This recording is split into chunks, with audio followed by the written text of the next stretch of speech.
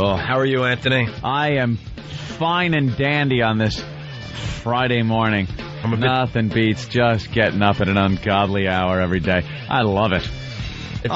It sucks when you're healthy, but I've been under the weather all week. I hate the term under the weather. Aren't we all? Aren't we all under the weather? Exactly. We're all under the clouds.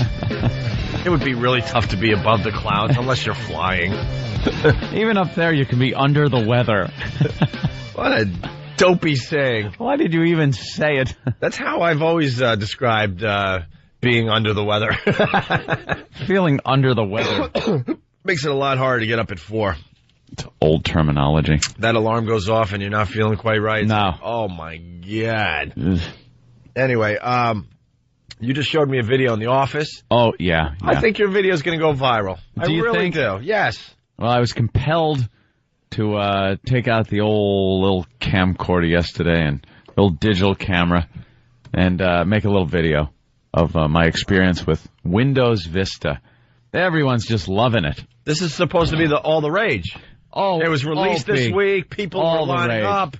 People were getting it at midnight. Yeah. All excited to load it up on their PCs. Sure. Replace that nasty old XP that's been working fine for years. So a lot of people said, don't get it, especially right now, because a lot of these softwares, when new software comes out, you got to wait a little while till they get the bugs out of it. I'm like, no, I'll load it up and see what happens. Well, I would have liked to have even loaded it up. It wouldn't load on my computer. Wouldn't even load. The stupid operating system wouldn't even load. So I don't just go, disk no work. I kind of know about computers, so I tracked down all of the reasons why it didn't work. Because, they kind of give you these little codes and reasons, and after a while you can figure out what it is. So you go to the various sites that produce the equipment that goes into your computer, and then you see how that can be compatible with the new Vista.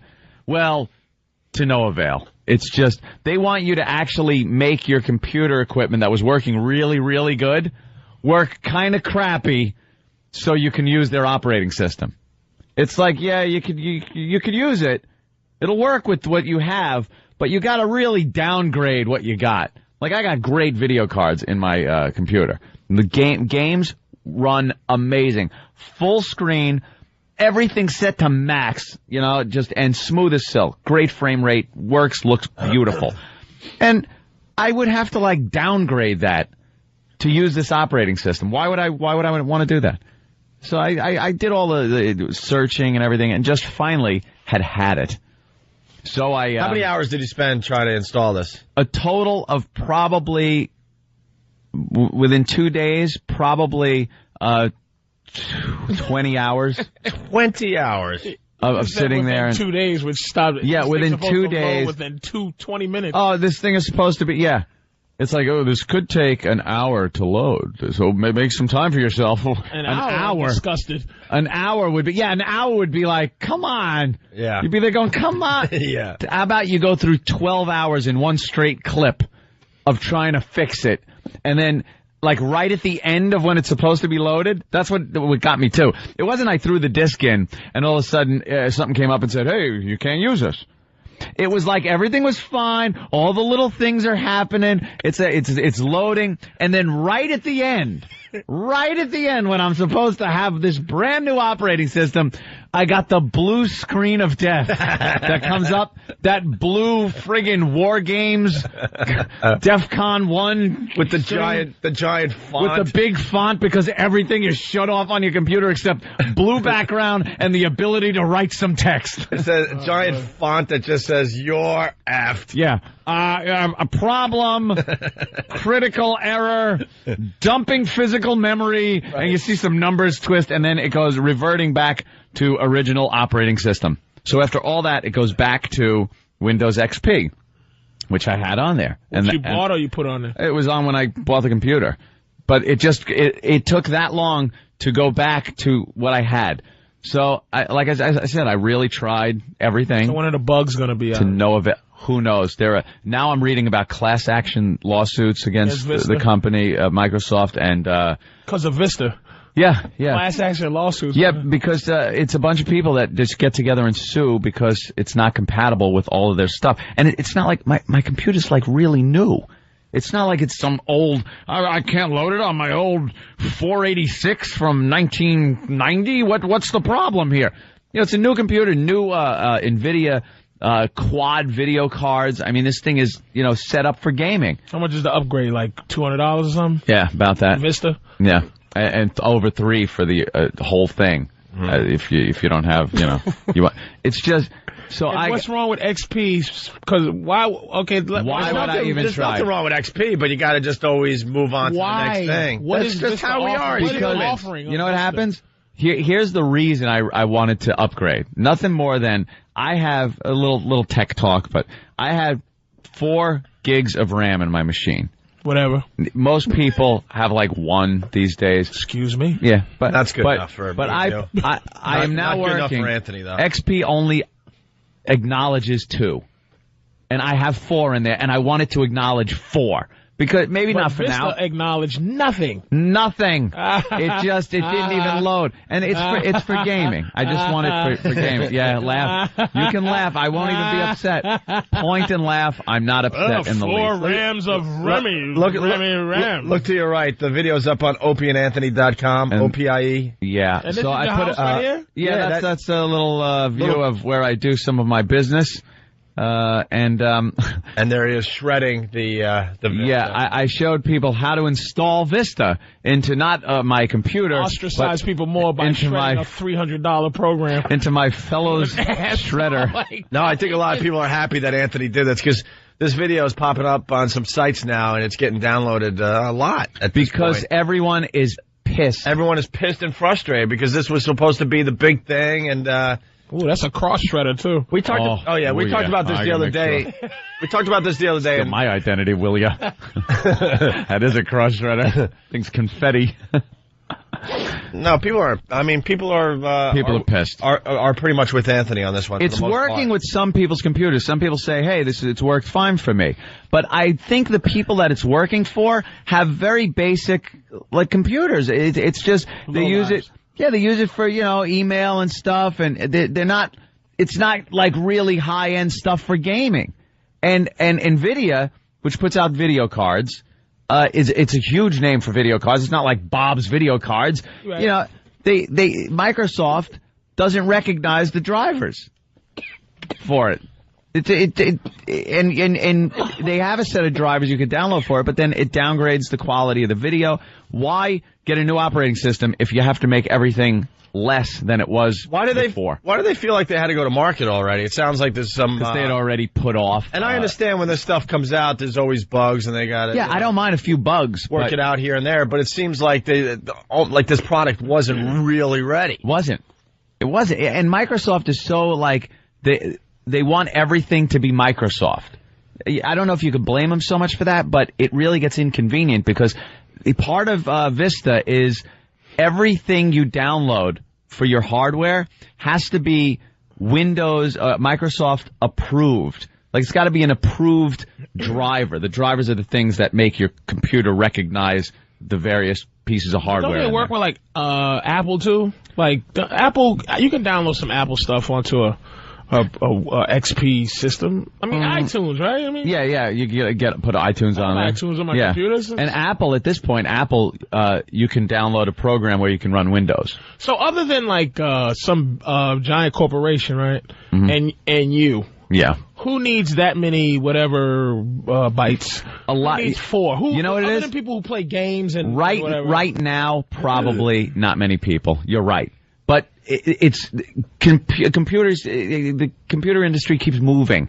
Games keep moving ahead. Graphics and stuff. And the games that are going to be coming out are going to need DirectX 10 and really high-end video cards. And this just is not supporting any of that right now. So that's why I bought it. Because I'm anticipating the future and upgrading So what would you say accordingly. the casual computer user? Windows 98. Just stay with your Windows 98 for now. 98. I have XP, but it's like XP's fine. I don't use it for anything. You know, I get excited when I think sometimes like Explorer. It'll pop up. Ooh, upgrade available. Ooh. So it gives me a new look. No, I got the new Google bar. Right. But other than that, I don't care. I'm not using it for its full. I'm on your level, man. You're not. No, see, you know. When it's talking about, like, you know, trying to figure out what's wrong with the installation. I wind up process. having to replace. When I see Norton, Yeah. when I see Norton antivirus work, like it right. says, scan something, maybe dangerous, I'm like, ooh. Yeah. You You just sit there and hope for the best. What do I do? But he's it'll go away. troubleshooting. Ooh, it works. Anthony troubleshooting. I'm You're troubleshooting. nuts. You know, NVIDIA card. What usually goes wrong with my computers is the ventilation fans, because I usually wind up burning stuff up. Why don't you get a PlayStation 3 and stop? No. It will Stop. never play or look as good. I'm sorry. And all the console How good could gamers it are going look, man? to go lose their 360's mind over it. HD TV. HD. I see. I'm playing basketball on 360. Their shorts are wiggling, and as the games go on, their butt cheeks get sweaty. What else do you need, Anthony? Do you need somebody to come on out and actually touch you? I think the console games are catching up. The console. Come on, man. The consoles. I will always be a PC gamer. I don't like those little friggin' controllers. They're I not can't little. stand the You can goddamn get some controller. that sit on your lap. Mouse and keyboard. I don't want to have to look for a flashlight by pressing 80 different buttons. Has anybody ever played? What? Have you ever played a game on your keyboard?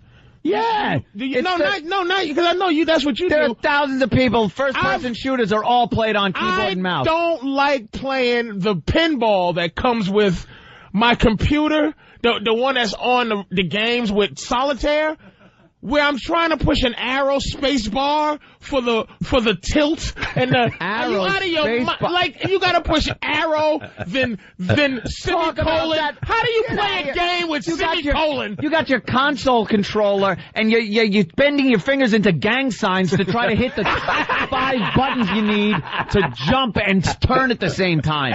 Just to drop kick somebody. When you can just move a mouse around and your targeting is going and then you use the keys to move forward, backwards, side to side, and then you got 1,000 keys on here to turn on various things and use equipment and change things. It not have to hit 2-3 buttons at the you same don't have time. to look down. Never. No, because I know what everything is. I'm never looking down, and you will never get better aiming than you can with a mouse. Never. That gang sign. You can aim when you're doing first-person shooter. Hilarious.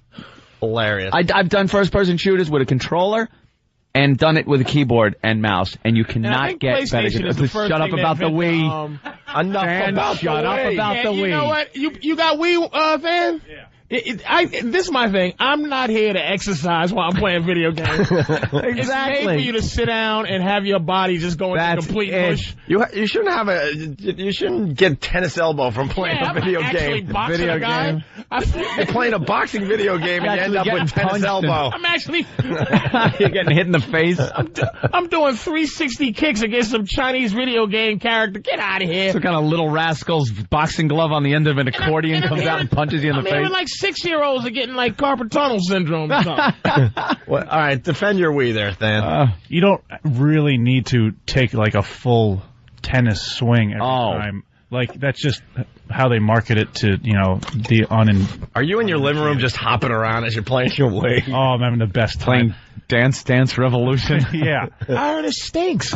I enjoy it thoroughly. Dan loves his Wii. Don't try to talk down to him. Better shape, Dan? No, I work out. I actually exercise and I play video games too. You exercise, Dan? Yes, believe it or You ever see not. Dan's figure? You got a good figure? He's an animal. No, he's martial arts and all that crap. You do karate, Dan? Don't mess with Dan. Yeah. I wouldn't mess with him. What do you do?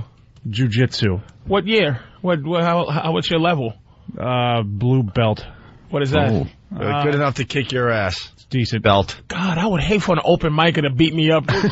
Well, keep opening your mouth, buddy. Oh, man. Oh, wow. How do I let a guy that just was an intern last week jiu-jitsu me? I just stab myself. I'll just stab myself. I'll go, wait, Fan, let me commit Harry Carey. Never have to watch Fan beat me up. Oh, Jesus. You know, I want to punch some people. How did I not do enough research? It's just... Ant does his research. Believe me, I do. He's and I've heard when it comes to troubleshooting and doing his research. And I've been to so many like support boards and message boards and other tech boards, and there are people like this that said I didn't do enough research. I loaded it loaded right up. And there's other people that are going through exactly what I went through. All right, Joe in Jersey, what's up? Hey, how you guys doing? All right, Ant didn't do his research. Well, no, I didn't say he didn't do his research. The problem is any operating system that's going to be upgraded the day after, you can't go. The drivers are just not going to be there. I don't care whether it's NVIDIA or ATI or any of these great graphic cards. These guys just are not in the loop with Microsoft when they release this stuff. Well, you know what? When I first loaded up Millennium, I actually upgraded to Millennium when Millennium came out, and I had no problem. Yeah, but see, Millennium was a different, it's like this is 64-bit threading operating system. It's a little different. Yeah, but you know something? When they put out an operating system with the hoopla that they put out with, and my Dell computer that I bought says Vista ready, and actually is one of the selling points is, hey, once Vista comes out, you're all hooked up. Just load it up, and then you get it and load it up. And nothing works? Where was Vista ready? All the NVIDIA cards on the boxes say Vista ready. I understand. Yeah. I just stay away from them. I wouldn't go near it. Stay away from it. Don't buy it, even though they're putting it out to all this hoopla. I'm saying it should work. This might as well be in French. I have no idea what's going on. All these guys who play games with the space bar. You make me sick. Hey, that gang sign thing is going to make people laugh all week. Next time you pick up your console, you're going to think of Anthony's, I got to do a gang sign. And it was PlayStation that, you didn't have gang signs for a minute. Now you gotta. There are buttons on the front now. Yeah, it's the left button.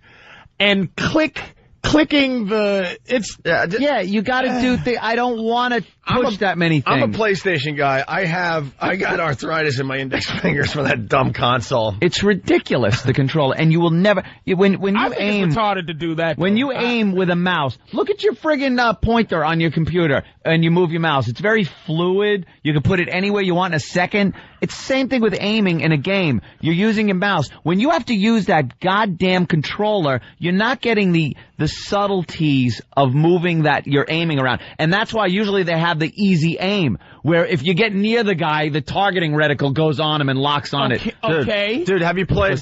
But that's the same thing as your mouse. You have a little dot that goes right over the guy with your mouse. But it doesn't lock in on him when I get close to him. Have you Grand Theft Auto? I gotta stay on him. Vice City Stories for the PSP. Yeah.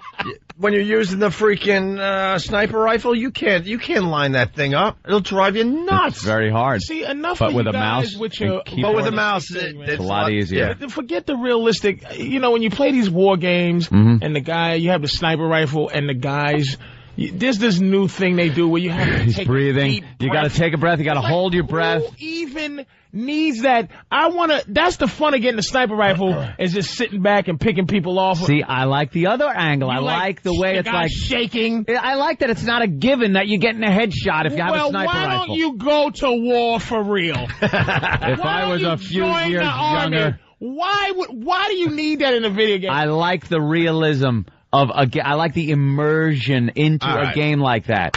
And cut. It's wonderful. Geek talk. It's not geek talk, it's game talk. It's geek talk. There'll be a couple of people play more than that goddamn little friggin' handheld Tetris game that you play. What? I'll be 10 years behind in gaming. What? PSP is for little children. What? Opie, I hate to let you in on this. What? A lot of people game and do more than play that new Tetris with buttery beats. It's Luminous. Luminous 2, and they don't have buttery beats. How about the gaming industry is outselling the movie industry? Luminous 2, baby. Me and the 8-year-olds in the back of the minivan. Exactly. It might be Greek to you. Getting her freaking chores done. It might be Greek to you, but I see every line filled up with calls. That's geek talk. Oh, my God. I'm starting up with Tiger Woods. Huh? Tiger Woods. Yeah, I'm doing Tiger Woods. I liked the Tiger Woods golf. Yeah, that was good stuff. And, on a computer. Fun game. And you get online and you play with other people around the country. I'll get a PlayStation 3. Actually, I'm a PlayStation guy. You should get whatever you got to get to just stop with the up But here's the deal: arrow key and the D as run. It's stupid. I try to stay away from the video games. People know I got like a weird OCD thing that does pop up, and it's bad when I get into a video game. Yeah, you just don't really bad. You don't leave it alone until you're done with it. You're not supposed to. Yeah, I'm just finishing Lost Planet. I'm at the last board of Lost Planet. I feel so proud of myself. I have yet to write a film script. I have yet to write a treatment, but I finished Lost Planet, and that is an accomplishment. Really? If anybody asks, I love when friends of mine call me and go, "Yo, you playing that Lost Planet?" Yeah. Did you get past the guy with the? Come on, man. I don't even remember that. Really? Describe what he did. Oh, a couple of fireballs, and then he kidnapped your mother. All right, look. What you do, right? We all do. You push negotiation bar. Negotiation. You go to walkthroughs online? Yeah. I walk through. Yeah. I won't put in cheat code, but I will do an occasional walkthrough. They don't have cheat codes no more. They stopped giving you cheat codes. You can't go XXOXX left, down, right. Oh. They don't do it. They don't do it anymore. I just got cheat codes for PSP Vice City Stories, Grand Theft Auto. Yeah, after no one plays it anymore. Like it's over. I love the walkthroughs because then it turns to Brian Regan like, oh, I see what's going on. Oh, how did I miss that? Right. How did I miss that doorway? That door was not here. And you go through it. It's so good when I'll use all the tools of the trade to try to finish levels. I've walked around a level aimlessly for hours, and then finally you go, wait a minute, this vent was here the whole time? Right. And you will go through and go, oh, this is a new space. I better save. Save game. You and your dumb computer. Thank you, Abel, by the way, from Harlem. No buttery beats, only stroll around the world. That's right. Stroll around the world. Oh, my God. Luminous 2. Oh, you just... That's not a game. That's considered, some type of potato chip. It's a game because it ends quickly. I need games that end quickly. Luminous. I need games where there has to be 20 fans cooling my computer off while the game is running. That's just retarded. That's the kind of game I want to play. The lights in Anthony's neighborhood dim when he starts playing video game. I just hear my computer go, it sounds like a 767 revving up for How big is takeoff. the screen?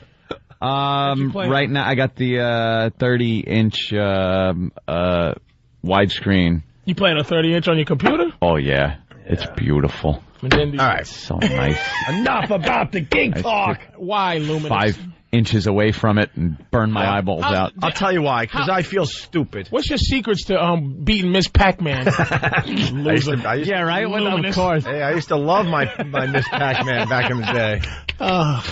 I would show off with that game in the bars. Hope he skills like a girl. If he plays Lost Planet, he goes, this is dumb. Yeah, what is this? Bugs don't live in the cold. Where's Donkey Kong? I'm not that bad. Doot, doot, doot, all right, listen. Yeah, unless there's music going. Come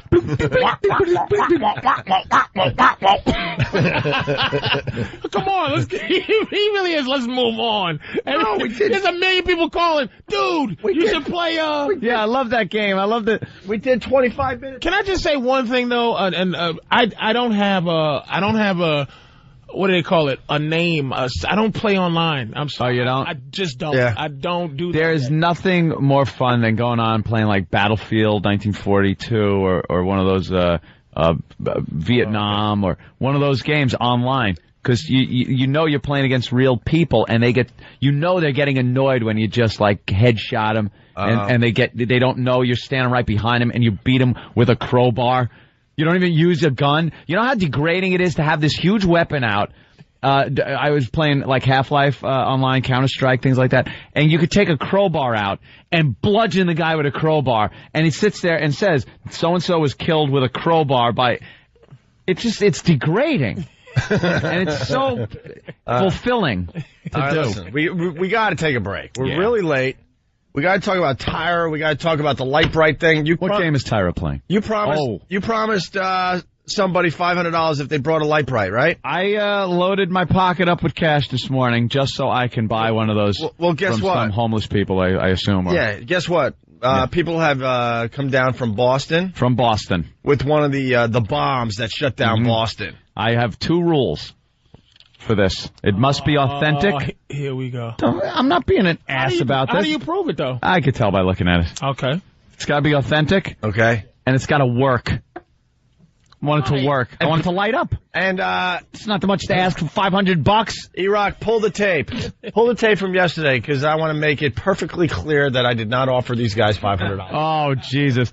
What, do they all want money from all of us? Well, because I think Jimmy said $500 too, and he's in Houston. Yeah, go to I'm Houston. not stepping up. Take your bus to Houston. I'm not stepping up for Jimmy. Yeah, take your homeless bus to Houston and get the other $500.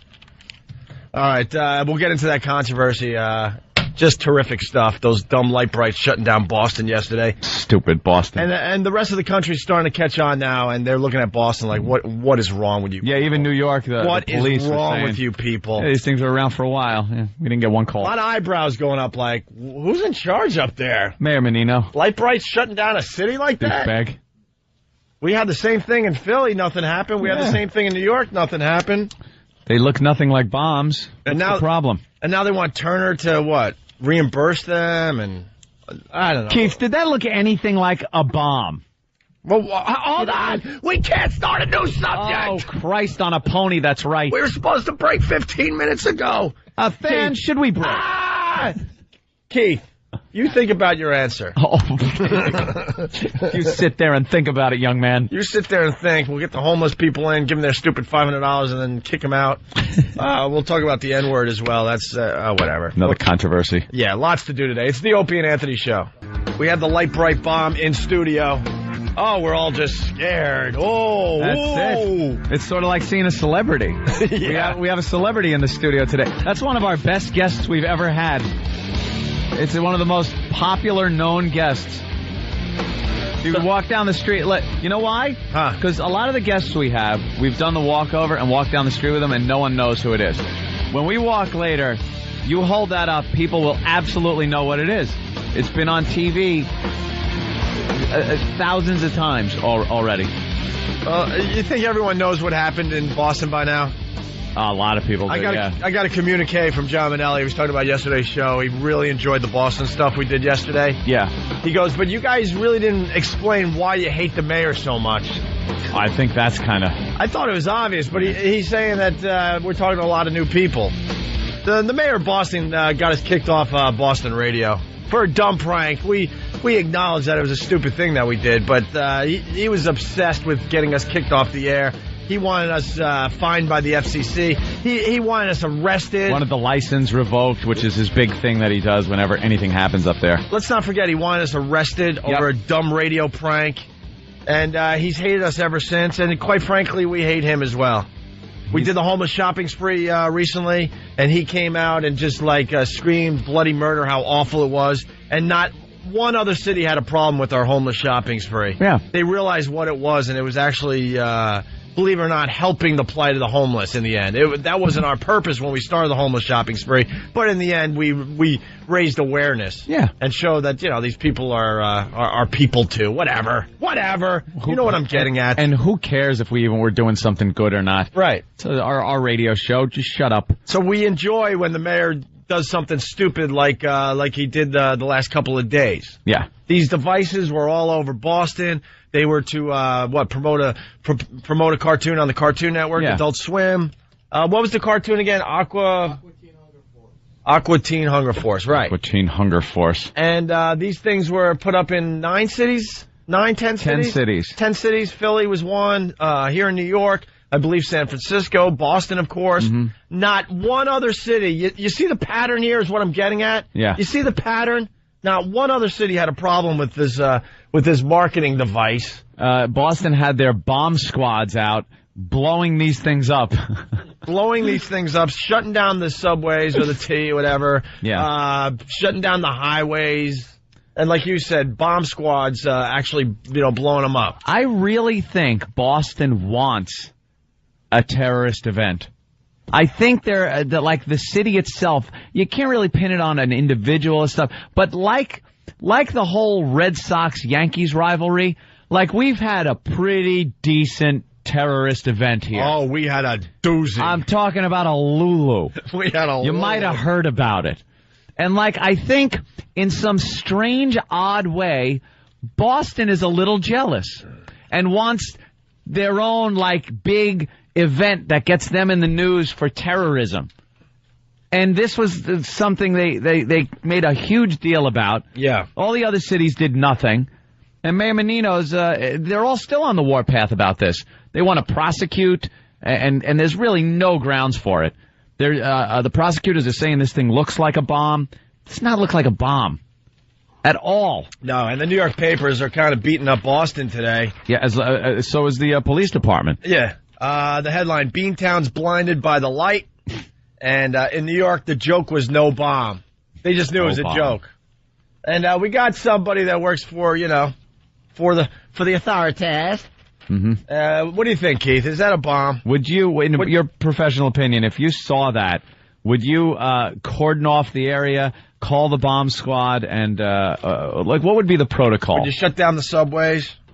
I'd probably kick it. Give it a good kick as a first thing. And then maybe whack it with the nightstick a couple times and break it. And if it didn't blow up on you, you move on. And then I would just drop it in the garbage and call it a day. There you go. Yeah. There's no, oh my God, get the police yellow, get the F out of here tape. We're looking at this thing, and we're like, how can you confuse this stupid thing for a bomb? Yeah, it's so obvious. It's batteries. It's a light bright. It's a light bright. It's a flat piece of metal with light brights. There's not even room for an explosive on it. But I'm no expert, but that's what I'm thinking. Yeah, where would the explosive be in this thing? Any good bomb needs explosives. We're in a world where you can't bring toothpaste on a plane, dude. I understand. So They went way overboard. They did for people who have sense. They didn't go overboard blowing these things up. 9 other cities didn't even notice. Rational thinking, yes, they went overboard. Right. But you can't bring water on a plane because it might be, I don't know what. But so if you see I think that's ridiculous. A device with 4 big batteries and a middle finger, it could be an Arab. Oh, my God, you're nuts. It could be an Arab. Let Patrice look at this thing. That looks like Saddam Hussein. Look at the eyebrows. Look at how thick the eyebrows You hold this thing. Get him to make it work. That could be. You hold this thing and then tell me that this could be confused for a bomb. And it's a middle finger. Look at the middle finger. It could be like USA. Hey, here to you, USA. Batteries. I bet you it's improvised. It could be an improvised explosive device if you're retarded. Thank you. Right, if you're retarded. Thank you. Thank you. I can't. If you were living in Gotham City, that would be a massive scare. A Batman weapon. Though? That's a Batman. That's the Joker's weapon right there. We live in a city where people will just look at an empty box that says puppies. Yeah, you know what I mean? true. So I'm a paranoid dude. If I saw this, I wouldn't touch it. It's just like it's 4 batteries. I wouldn't touch it because What is it supposed to be? If I don't know that I don't even know I don't even know what side Patrice is on. Wait a minute. Where are you? I'm saying to you. You're bobbing here. What are you saying? What I'm saying is this. It doesn't look like maybe it's the Boston in me.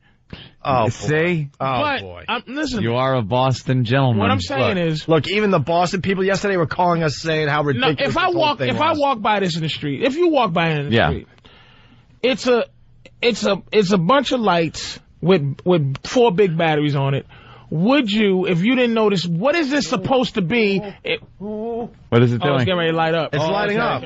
The thing is cheap, by the way. You have to wait for the thing to warm up. Let me see. All right, but what is it supposed to be, Opie? I'm saying if you didn't know it was supposed to be for the Cartoon Network, what is it? It looks like a neon sign. It looks like a logo. If it's all around, it's all around the city. If it's all around the city, this hung up everywhere. Dude, we're not stupid in the year 2007. When you see this type of thing all over the city, you're thinking, all right, this is some kind of promotional campaign. This is honestly, I don't know the cartoon. So what I would say this is a logo for some kind of new product they're pushing. That's would be my first thought. Definitely. All right. Yeah, I would think it's. I'm not going to argue with that. Maybe I'm not going to argue that side, but I'm saying because every once in a while you see this type of thing pop up in your city, whether it's graffiti art or I wouldn't think it's a bomb. Something. I wouldn't think it's a bomb, but I wouldn't touch it. I wouldn't know what it was supposed to be. But it's not your job. Like if it's your job to protect the city, you would look at something like this and go, "Oh, okay, I know what this is immediately." Right. You're not supposed to know, Patrice. I get that part. Right. But they went way beyond. They looked at these things and went into panic mode, and then they pretty much called in the SWAT team. They were blowing. There's video of them blowing these up all over the streets of Boston. Let me ask you a question. Is there anybody out there, right, listening? Or Keith, is there any way you can create... Let's stop the hysteria right now. Is it any way you can make a bomb out of 4D batteries? I have absolutely no idea. Is there anybody that even knows? I would assume some 12-year-old white boy out there that reads these, Patrice, unless you hollowed out batteries and put explosives in it, and then made it look like they were supposed to be batteries. What's blowing up in that thing? Seriously, look at it. The light bright bulbs could be filled with poison. D4. Oh yeah, okay, Mr. Poison. You're nuts. Hold on a second.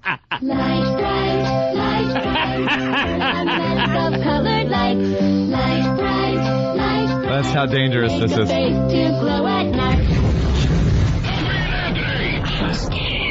That's how dangerous it is. Yeah. As dangerous as that Light Bright song was. And we can't get ours to light up. That thing better light up. It better light up, or the homeless guy from Boston doesn't get his $500. Better light up. That better light up. He said 10 minutes. When we put the batteries in, it was longer than 10 minutes. Flashes 3 times, and he said it takes 10 minutes for it to warm up. Longer than 10 minutes, my friend. All right, let's say hi to Bill. What's up, Bill? Hey, what's up? Hello, Bill. Hey, have you guys talked about the press conference that the 2 guys that were arrested for placing those bombs in Boston? Well, we were talking about it in the office. Yeah. I didn't see it, but I heard about it, kind of read about it. And, we got some highlights. They're real smart asses. Yeah. It was pretty funny. I mean, those guys got some pretty big balls to... No, why? Because they know in the end they're not in trouble. They know no matter what the stupid mayor says, they're not in trouble. At the worst, they're going to go after the Cartoon Network. They're going to go after Turner. They're not going to go after 2 like Spicoli dudes. This is an advertising campaign and nothing more. It's not something that it doesn't look like a bomb. It's not in the shape of a bomb. They weren't placed to cause hysteria like a hoax. That's illegal. But to put things up to advertise a show like that looks like a stupid, it looks like a guts from a toy. Yeah. All right. Hey, this is what the New York paper is saying, Newsday actually. In New York, the joke was no bomb. New York to Boston, get over it. and our Boston listeners agreed with us yesterday, by the way. The Big Apple's neighbor to the north was brought to a halt Wednesday when some harmless blinking signs advertising a cartoon were mistaken for bombs. In New York, forget about it. Oh, boy. Forget about it. And they spelled it out. Forget about it. Oh, yeah, of course. The city's 911 operators logged no calls. Not one call. Not one call. This is the 911 system that gets calls for everything. Attention, Boston. Your mayor is a dope. Attention, Boston. Your mayor is a dope. Jesus. We saw it years ago. Dope. If that could be mistaken as a bomb, then anything. You might as well just close down the streets for anything. A Pepsi can rolling down the sidewalk. Like no calls when the identical devices depicting in lights a character from Aqua Teen Hunger Force were planted about 2 weeks ago. So these things were planted a while ago? Yeah.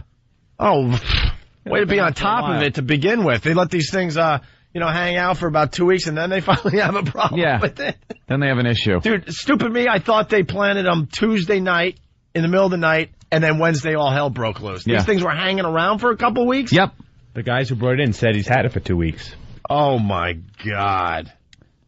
They were planted about 2 weeks ago. It takes a little more than that to shock us, said Randy Martinez, a bartender from Manhattan, who heard about the response in Boston. In fact, 38 of the 40 signs hung in New York disappeared, presumably swiped by cultish fans of the show that airs on Cartoon Network. Could it be that New Yorkers weren't concerned because they are injured? Are inured to marketing? Or are Bostonians just a bit jumpier? People in Boston are a little more uptight from New Yorkers, said Hunter Foster, the Manhattan actor, blah, blah, blah. All right, it goes. They're jumpy, and the mayor is an idiot. That's what it is. He really is an idiot. Mm-hmm. They completely overreacted. Yeah, why can't someone like Patrice see that? And starting today, you watch. I'm playing devil's advocate, man. Of course you are. You can kiss my ass all of a sudden. Devil's advocate? I didn't even know where you stood on the thing. You're over here, then you're over there. So what? I'm over here now. Well, I was just trying to follow you. Over here and over there. I'm just a regular guy. Yeah. I'm just saying, I'm looking at an unknown light bright device hanging around. I don't know. I'm just trying to follow what you're trying to say, that's all. I'm not going to think it's a bomb, but I'm saying I can understand how they panicked because they make us leave our deodorant. I can't take deodorant on the plane, so I understand why they're tripping out. I just understand it. I don't understand when it's only one city once again. You know what? And you watch, the mayor starting today is gonna be hanging way low. He's gonna go into hiding for a little while. He knows he got embarrassed by this one. I look like an idiot. You certainly do. I'm a buffoon. All right, those are the Aqua Teen Hunger Force signs. They're wow, the price has really dropped. Yeah, the price yesterday, it was $3,000 for one of these devices. Now it's down to $89. What's with the $89 By one? Monday, no one's gonna give a crap. Check the $85 one, $89 one. I don't think that's real. Oh, it's real.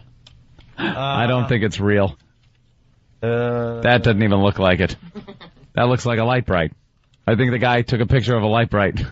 All right, let's go to Abdul from At least that lights up. Let's go to Abdul from Astoria. Yeah, what's up, also Anthony? Everyday listener. Are you a Muslim, sir? Yeah, I'm a Muslim, so what? I'm just asking. Look, he said, so what? I'm like, so what? I'm just kidding. What's up, Abdul?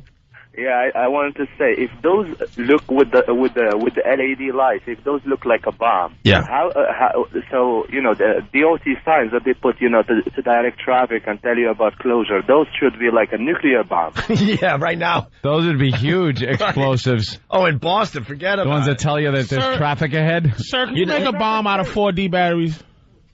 Yeah, Muslim dude. Oh, it lit up. Oh, there. Oh, my God, it's going to explode. How'd you get it to light up, Keith? I'm going to put on a bomb. I'm going to put lights on it and tell them, hey, I'm here. All right. Thank you, Abdul. All right. You switched the batteries around? By the way, congratulations. The first Muslim to ever talk to us on the Opie and Anthony. Yeah, thanks. Hey, we got through it. It was nice. Now we're friends. Now we're friends with all. Friends with the Muslim people. Look, doesn't that look like... Wow, look at that. Oh, that's dangerous looking. That looks like a neon... a bomb. That looks like a neon sign. It looks like a new, don't walk sign that you might have on the... and it's flipping the bird. On the sidewalk, on the corner or whatever. It's flipping the bird. Oh, it just went out. It just went out again. What does it just turn on and off at will? All right. We're going to take a break. Geek Talk got us all backed up, so we're taking a break. We got some audio, some highlights from the press conference they had in Boston yesterday. Mm-hmm. And Anthony will pay the homeless dude from Boston $500. Yeah, sure. For bringing the light bright bomb down to us today. It lit up. Yes. Oh, man, I want to play this again. What happened? What happened? What happened? All right. We go to break with this. Why don't you... Hey, could you try to load Vista on it? Son of a bitch. Yeah, it would be easier. All right, let's say hi to Sonny. Sonny, what's up? Hey, what's happening? Hey, listen, I have to kind of agree with the mayor of Boston and how he handled this, even though I really think that he's a stupid idiot. All right, give us your side, sir, from Boston. Okay. Sir, Sonny Farrelly. I know, I play poker online with the guy. Huge listener of the show. Go ahead, Sonny. All right, listen. Awful on the air, but he's a good listener. On the daylight, let me get my point across. All right. Good luck. In the daylight, from 20 feet away, all right, what do these devices kind of look like a bomb? No. Maybe if you're 3. I swear to you, have you ever, I think everybody in their life at some point has busted open a toy. Haven't you? As a kid, you rip open a toy and there's a printed circuit board and some stuff on it. That's what it looks like. It looks like a broken toy more than a bomb. What about to the 80-year-old ladies that need to use these simple cell phones that are afraid of technology, though? Screw the 80-year-olds. You know what? You check it out. This world isn't for them. It wasn't like all of a sudden. Move on, sister. It wasn't like all of a sudden they got 20 calls about bombs around the neighborhood. They got one, they looked at it, and instead of assessing what it was, they panicked. And freaked out and started blowing these things up. Sonny, honestly, it looks like a logo for some new product because I don't know the cartoon. That's what I would think that when I saw it. They assessed what the situation was after the first one. But by the time they got to the second one and third one, they had to keep taking these precautions because they didn't know the backstory of it. They didn't know that this was an advertising campaign. Sonny, it is even more obvious now that we have one of these in the studio. This thing is so innocent. I mean, where's the bomb? What part of this thing is the bomb? You got the battery, the classic movie red wire, blue wire, and no explosives. I'm an engineer myself, and I know that these things look like a simple toy. Where's the bundle of dynamite on the back? Yeah, but to the normal human being from 20, 25 feet away on a bridge, that's passing by in an automobile. Sonny, you know I love Boston, but on this one, you guys are just wrong. You're just wrong. I agree with you guys full-heartedly, and I've had debates about this with other people, and I'm kind of swaying this way now. And I don't believe me. I really want to rip the mayor on this one, but. All right, Sonny. All right, you go. Feel good about yourself. All right, you. Hang up and go get scared over kids' toys. Go hide under the bed, Sonny. The Mario Brothers are coming. Watch out. Mario Brothers. Hey, guys, test post this. They got a doozy for you guys. You better watch out. Yeah, it does. It looks like Inky from Pac-Man. Yeah. Someone should walk around Boston in a gorilla suit and a bunch of barrels. Yeah. Oh no, Donkey Kong's after us. Did you hear? Hey, so the press conference was yesterday, and these guys that they arrested, just making a mockery of the whole thing. A mockery, which I love, man. I love, because the press these days wants everyone to be so serious about everything. If they have a story that they deem serious and you goof on it, you should be yelled at by the press. What are you... how could dare you? I don't think you're taking this seriously. We're the news. We're the news, for the love of God. Ignore the fact that we're at a Hooters today dancing doing and a conga line. Conga line and eating chicken wings. We're the news. That CW11 morning show here in New York has got to be the worst thing. At this point, they should have their news license revoked. Can comedy shows revoke news licenses? So is the news asking for people's licenses to be revoked. People on the news. We turned around. Mayors. We turned around. We saw a conga line and someone eating chicken wings. Chicken wings. It's, of course, the Super Bowl Sunday, so that's the best they could do. Yeah. All right, anyway, here's the dudes on TV over here. A real news program. Got the dreadlock guy. Yeah. And his pal. And his dude. And his sidekick. It's just some filthy white boy. Why are you laughing, Keith? What did I miss? Laughing at what the... Look at the Rasta guy. Poking him with sticks and stuff. That guy smoked some pot in his day, huh? You know how filthy you got to be to grow white dreadlocks? you can't wash for years. Oh, yeah, and he's got long dreadlocks. Yeah. That guy has not bathed for years, man. It takes 3 extra years for white people to get black people's stuff. Look at me. He's all laughing. They got a Massachusetts statey dragging him in, and he's just laughing as he's handcuffed. I'm going to say that this is what I'm saying. I just like what this dude said just now. I'm not saying. Coffee. Oh, you got the little coffee. Sorry, it's you guys. I'm saying Boston. I'm saying I'm not agreeing with it. Boston is very what they call draconian, very draconian city. So you can understand. It's like I'm saying I can understand why Boston. Hold on. This headline's too good. Boston bozos poke fun of prank. Boston. So now they're angry at them poking fun at it. I don't think the town is angry. I don't think people there are angry. Let me tell you what you guys are angry at. The fact that you Boston people.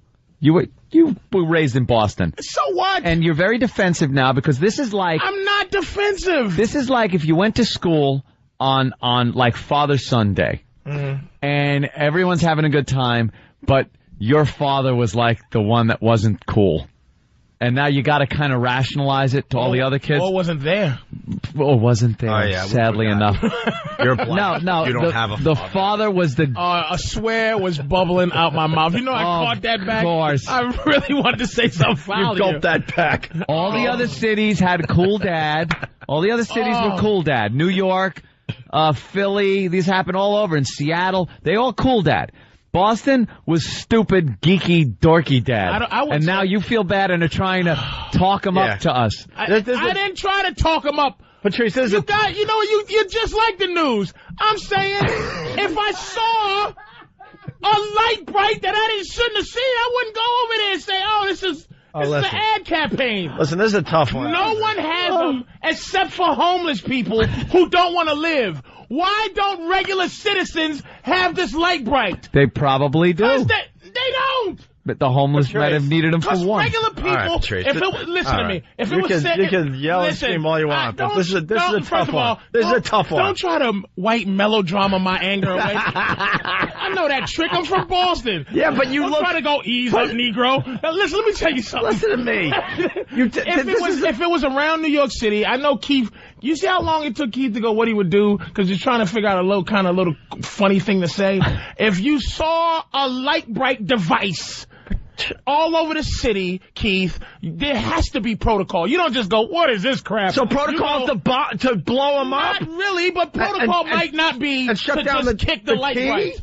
It's to say, why is there a glow? He was obviously making a joke, but the reality is this thing doesn't look this... I swear to you. This thing doesn't look... I know, Keith. He's not joking. He would poke it.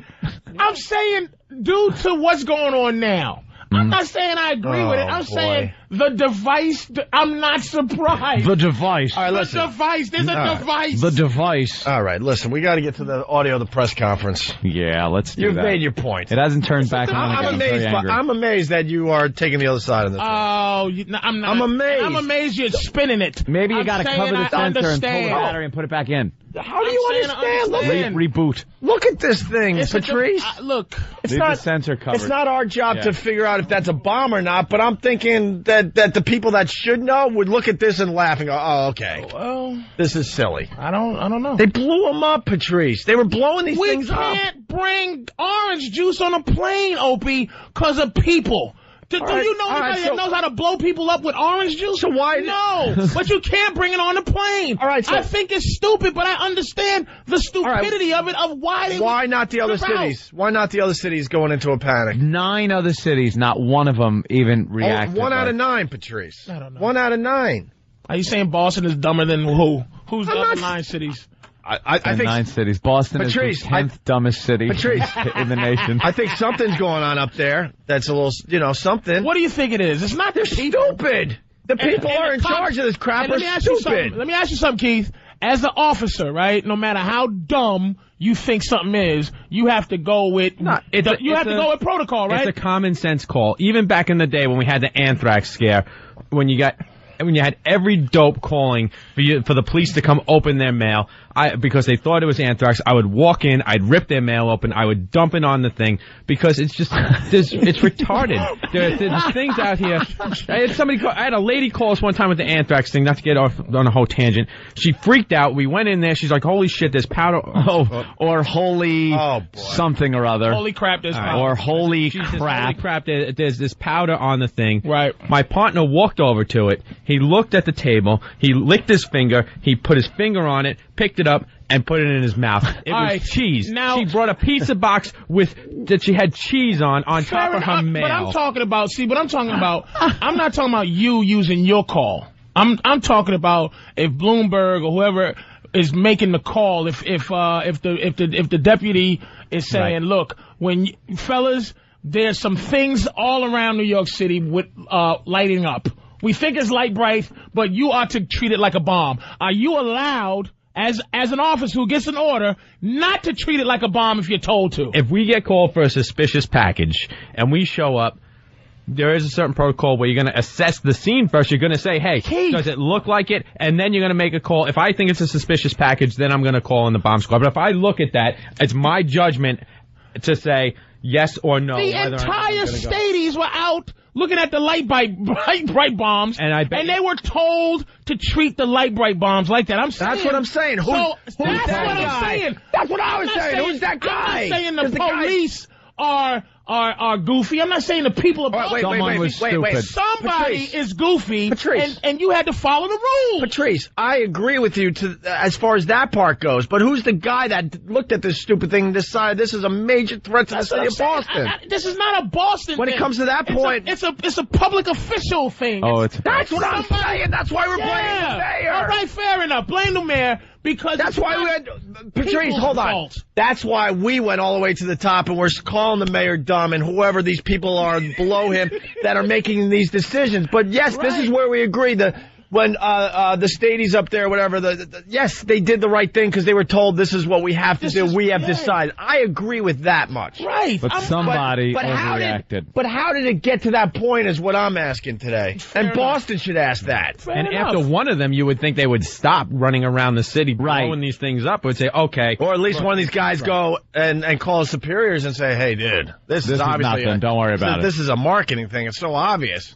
We took it apart. There's nothing here. Right. All right. So we agreed. I agree. I don't see. I'm not calling all the stadies running around doing their job stupid. I'm amazed that it got to that point. That's all. You can see somebody detached from life. I'm saying, with the way the world is now, I can see why they did that. I could just see it. It's stupid, but I'm saying I can see it just by, this world is as such where there's no more common sense. Years ago, it never would have come to that. Those things around New York would have had the same thing happen, dude. They were around. Just hanging around. They were just hanging around. In post 9/11, I've still gone and kicked the bottom. All over. No, these things were hanging all over New York, too. These things were in 10 cities. That's what we're trying to tell you. Like, every other city didn't overreact. They didn't get one 911 call. Yeah. Not one. Not one? And they get 911 calls. They get 911 calls for anything. Not one. I don't want to say Boston is dumb like that. Boston is stupid. New York, San Francisco, all the major cities. Philly. I don't have the whole list. Every major city in the country. No one in Philly reported a bomb? No one in Philly. You kidding me? Damn it. Philly. It was just Boston. And not only did they blew these things up. No, Philly. This hurts. Philly was hoping they were still playing football so they could throw it at someone's head. Oh, is the Groundhog coming out? Oh, no. Oh, they're showing Gobbler's Knob. Oh, is that okay? What do you say, Al? Al, are we allowed to say Gobbler's Knob? Gobbler's Knob. As long as they don't say Knob Gobbler. Okay, Al, hit the jump button. What do you say, Al? What do you say, Al? I'm hoping this year is the year we see the headshot. Yeah, someone with a sniper rifle. All right, now we can't play the press conference audio with the dude. We gotta wait now. Of it. Now we gotta wait. Wow. So do you change your opinion now that you know that this happened in 10 cities? 10 major cities. Okay, it hurts a little. Okay. And only Boston So I don't want to blame the people of Boston. We have to find one person to blame. I don't blame the people. I don't blame the stadies doing what they were told to do. But someone, one of the higher officials made a stupid call. He made a stupid call. That person is retarded. He made a stupid call. I'm with you on that one. Jesus, we could have saved 15 minutes. I'm just, and you we almost came to blows. You know what? You're like Sean Hannity. You just. Why am I like Sean Hannity? You look nice on his show. Did I look good? Yeah, you're funny. Yeah, you did all right. Definitely. I'm saying. All dressed up nice for Sean. What's wrong with you? What a sellout I am. Why don't you just shut up? You come in here with a pink Panther t-shirt, but for Sean Hannity, you dressed the part. You think I didn't notice? No respect. Who are you kidding? With my boxer trunks and dirty socks. You come in here with a Portland Trail Blazers like warm-up suit and a pink Panther t-shirt and a Cleveland Cavaliers freaking hat. I can't figure it out because I'm not the right color. But you go on Sean Hannity all dressed nice like a white boy. Dressed like a good boy. Yeah. Oh, just a good old Negro. We all doing saw the right thing for the news. But I'm saying we did let you slide, by the way, for that Pink Panther shirt. Yeah, that was Monday, right? The sparkles. Oh, I don't know why we didn't go there. Pink Panther shirt. Because you could get away with wearing anything. Yeah, I guess that. If I wore it, oh boy. Or if Norton came in wearing that one day. Y'all did let me go, man. Yeah. I deserved a pound. How the hell did you get away with not 1 minute of abuse? Yep. Patrice walked in obviously he had a black T-shirt with a pink, sparkly Pink Panther on the front. It costs more than a suit jacket. That shirt is something you see like when you're watching the shift change at a strip club and the new stripper walks in the front door. That's something she's wearing. With a hat over her eyes, yeah. no one recognizes. As she walks to the back. I really did. And you have to stay for another beer and you didn't want to, but the new stripper's here and you got to check her out. Because they're going to recognize the stripper by looking at her in the face. I had that one on. It was two of them. It was an Iron Man with the same sparkles. Yeah. But that cost $600. That T-shirt? Mine I had on. Mine was like $120. Wow. And I don't even know how to wash it because it has rhinestones on it. You don't. You get it dry clean. It was an Iron Man for $600. It's just they selling them for that. I don't know how you guys let me get away with that one. You suck up your pride and have it dry clean. I just want to say I want to say something. Thank God you didn't wear that T-shirt in Boston. You would have been arrested as a bomb threat. Could have been a bomb. That's pretty funny. The rhinestones or something. All right, I just want to make it clear. We're on the lookout for Pink Panther T-shirts. They look innocent, but they're sparkling. Something has to be going on. Can you let me make it clear that I don't agree? I think it's stupid. I think we're there now. I'm just saying that the people... I'm just saying that particular thing I can see with the climate. Right. When you said no other cities, Patrice. That bothers me a little bit. Yeah, it should. Thank you. All right, here's the cities. Thank you, Than.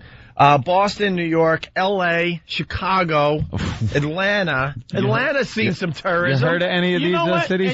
Seattle, Portland. Hold on. Austin, San Francisco, and, of course, our friends to the south, Philly. No dumb cities. See, this is bad because Boston is considered one of the more intellectual towns, one of the more major cities. Now, when you hear San Francisco, L.A., you go, okay. New York, okay. But there's not one. I thought it might have been a Cleveland in there. All over, just major cities. Or Little Rock, Arkansas, nothing. San Francisco, maybe.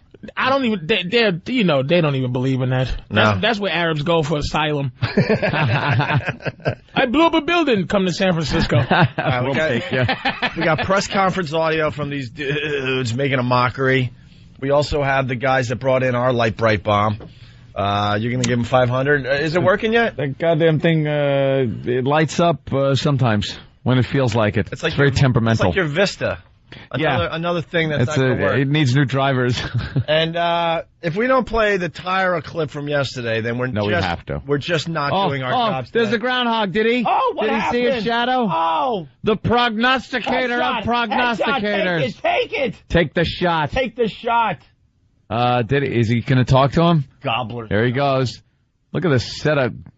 Well, so what's do they have to hold him up like that? Oh my God. This put some pants on that damn thing. It's not going to snow anymore? I don't know. I don't think he's announced yet. The people in Gobbler's Knob there in Puxatawney, Pennsylvania, very excited right now as they're talking to the Groundhog right now. Yeah. And seeing if he look at these. If he knows. Look at these guys look like they wrote the Declaration of Independence. Yeah, they're all wearing those dopey top hats and black suits. I'm embarrassed to be white today. It's all old white man. You know what? This is a very embarrassing thing for white people. Here's what I want to know before we go. How do y'all get away? Wait a minute. How do y'all get away when white people do this? I'll be honest. And you're not associated with all the rest. Why aren't white people grouped together? Why are these just nutty white guys that white guys can talk about? No. Why do I have to always be grouped up with nutty black people? Yeah, you're absolutely right. I am embarrassed to be a white guy. Is there any way to pull that up? Because he's reading it right now. Yeah, but we can't do that. It's that long, dumb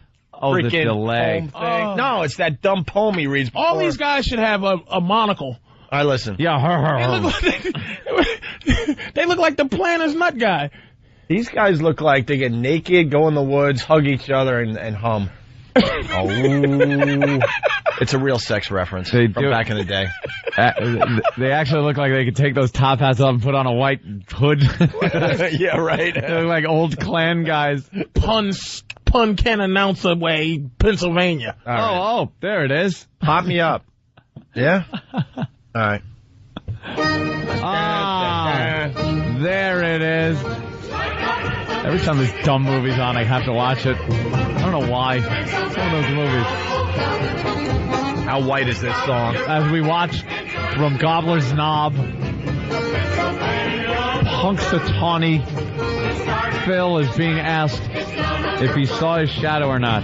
Why is this live like a press conference? Isn't that amazing as people that we do this? And this is why the rest of the world hates us. Right. We're talking to a rat. We have to start pointing out why the rest of the world hates us. Here you go. Here's Groundhog Day. Yeah. There's a war going on. They're spending 10 minutes on this. It's live on every news channel. Not just in 10 minutes. And this is a real event. Yeah. Oh, yeah. These guys rented tuxedos and top hats. You know, you can't even buy a top hat no more. I think Where did they get them? It's illegal. They had to specially order. They had to go to tophat.com and order these hats 2 weeks ago. You know they dry clean these things, and they're all excited the night before they lay out their clothes. Yeah. All right. It's going to be great. We're going to find out what the Groundhog said after the break. We got another, 6 weeks of winter? Patrice, we good? Hasn't it been 6 weeks more of winter? What? Like every time Yeah. for the past, million years? They're going to have to say 6 weeks more of winter because winter just started. Yeah. We good, Patrice? You got it. Early spring, ladies and gentlemen. I'm just making sure me and Patrice are good. Oh, why? It was getting intense there. It's getting a little racial? Yeah. Not racial. No, I wasn't ready to... very detached from my anger. I wasn't anywhere near my anger's using moment the to N-word. moment. God. So, yeah, watch your mouth. Watch that. You don't care. He does. N-word. In certain context. No. What does N-word mean anyway? I don't know. All right, listen. Well, they're still trying to ban the N-word. They tried this in New York yesterday. There was a big meeting. We should start asking people, like the news, when down at City Hall. When they get these experts on and the news oh my God, anchor. we're starting something new. No, I'm just saying for 2 seconds. I'm just saying. When the news anchor says the N-word, someone ought to turn around and go, what do you mean? What does that mean? Yeah. What is it? Well, the N-word. What word? What is the N-word? There's plenty of words that start with N. No one's calling him out on it. I call a Chinese guy the G-word. See? And we all know what that is. Huh? I'm thinking about it in my head. All right. I call a Jewish guy, Keegan, so the K-word? Oh. Is that dangerous? I don't know. Is it? I don't know. What letter is the most dangerous? Who that knows? Oh, my God. Now you can't even say the F word. And the F word doesn't even mean the F word anymore. Nope. It means another F word. If you went up to... All right, listen, let's go to break, C-word. Oh. What? Wow. What? Caucasian. Dirty C. Caucasian? How dare you? I just made it innocent. I just made it so non-threatening. No big deal. Of course. It's Opie and Anthony. It's the Opie and Anthony Show. You're checking out the Opie and Anthony Show, getting right back into the action. That's great. What is this from, Newsday? Yeah. Yeah, they got a little cartoon. And it says Homeland Security Boston. Looks to be like, who is that? Is that supposed to be Menino, maybe? They don't know what he looks like. Some politician guy. I don't know. But he's holding a Cartoon Network terror scare paper. And he says that we've questioned Quick Draw McGraw and detained the Smurfs. They are bashing Boston. Jeez. I want to thank Eddie from Long Island for bringing that to our attention. Overkill. All right. Overkill. Let's get into the audio. So they arrested guys, and they did a little press conference. These two guys that actually put up the light brights all over Boston. Smart asses. Yeah. They ought to be hung up by their Buster Browns. So all the news people there thinking they're going to get a really good soundbite for the 10 o'clock news, and they get this. What we really want to talk about today, it's kind of important to some people. It's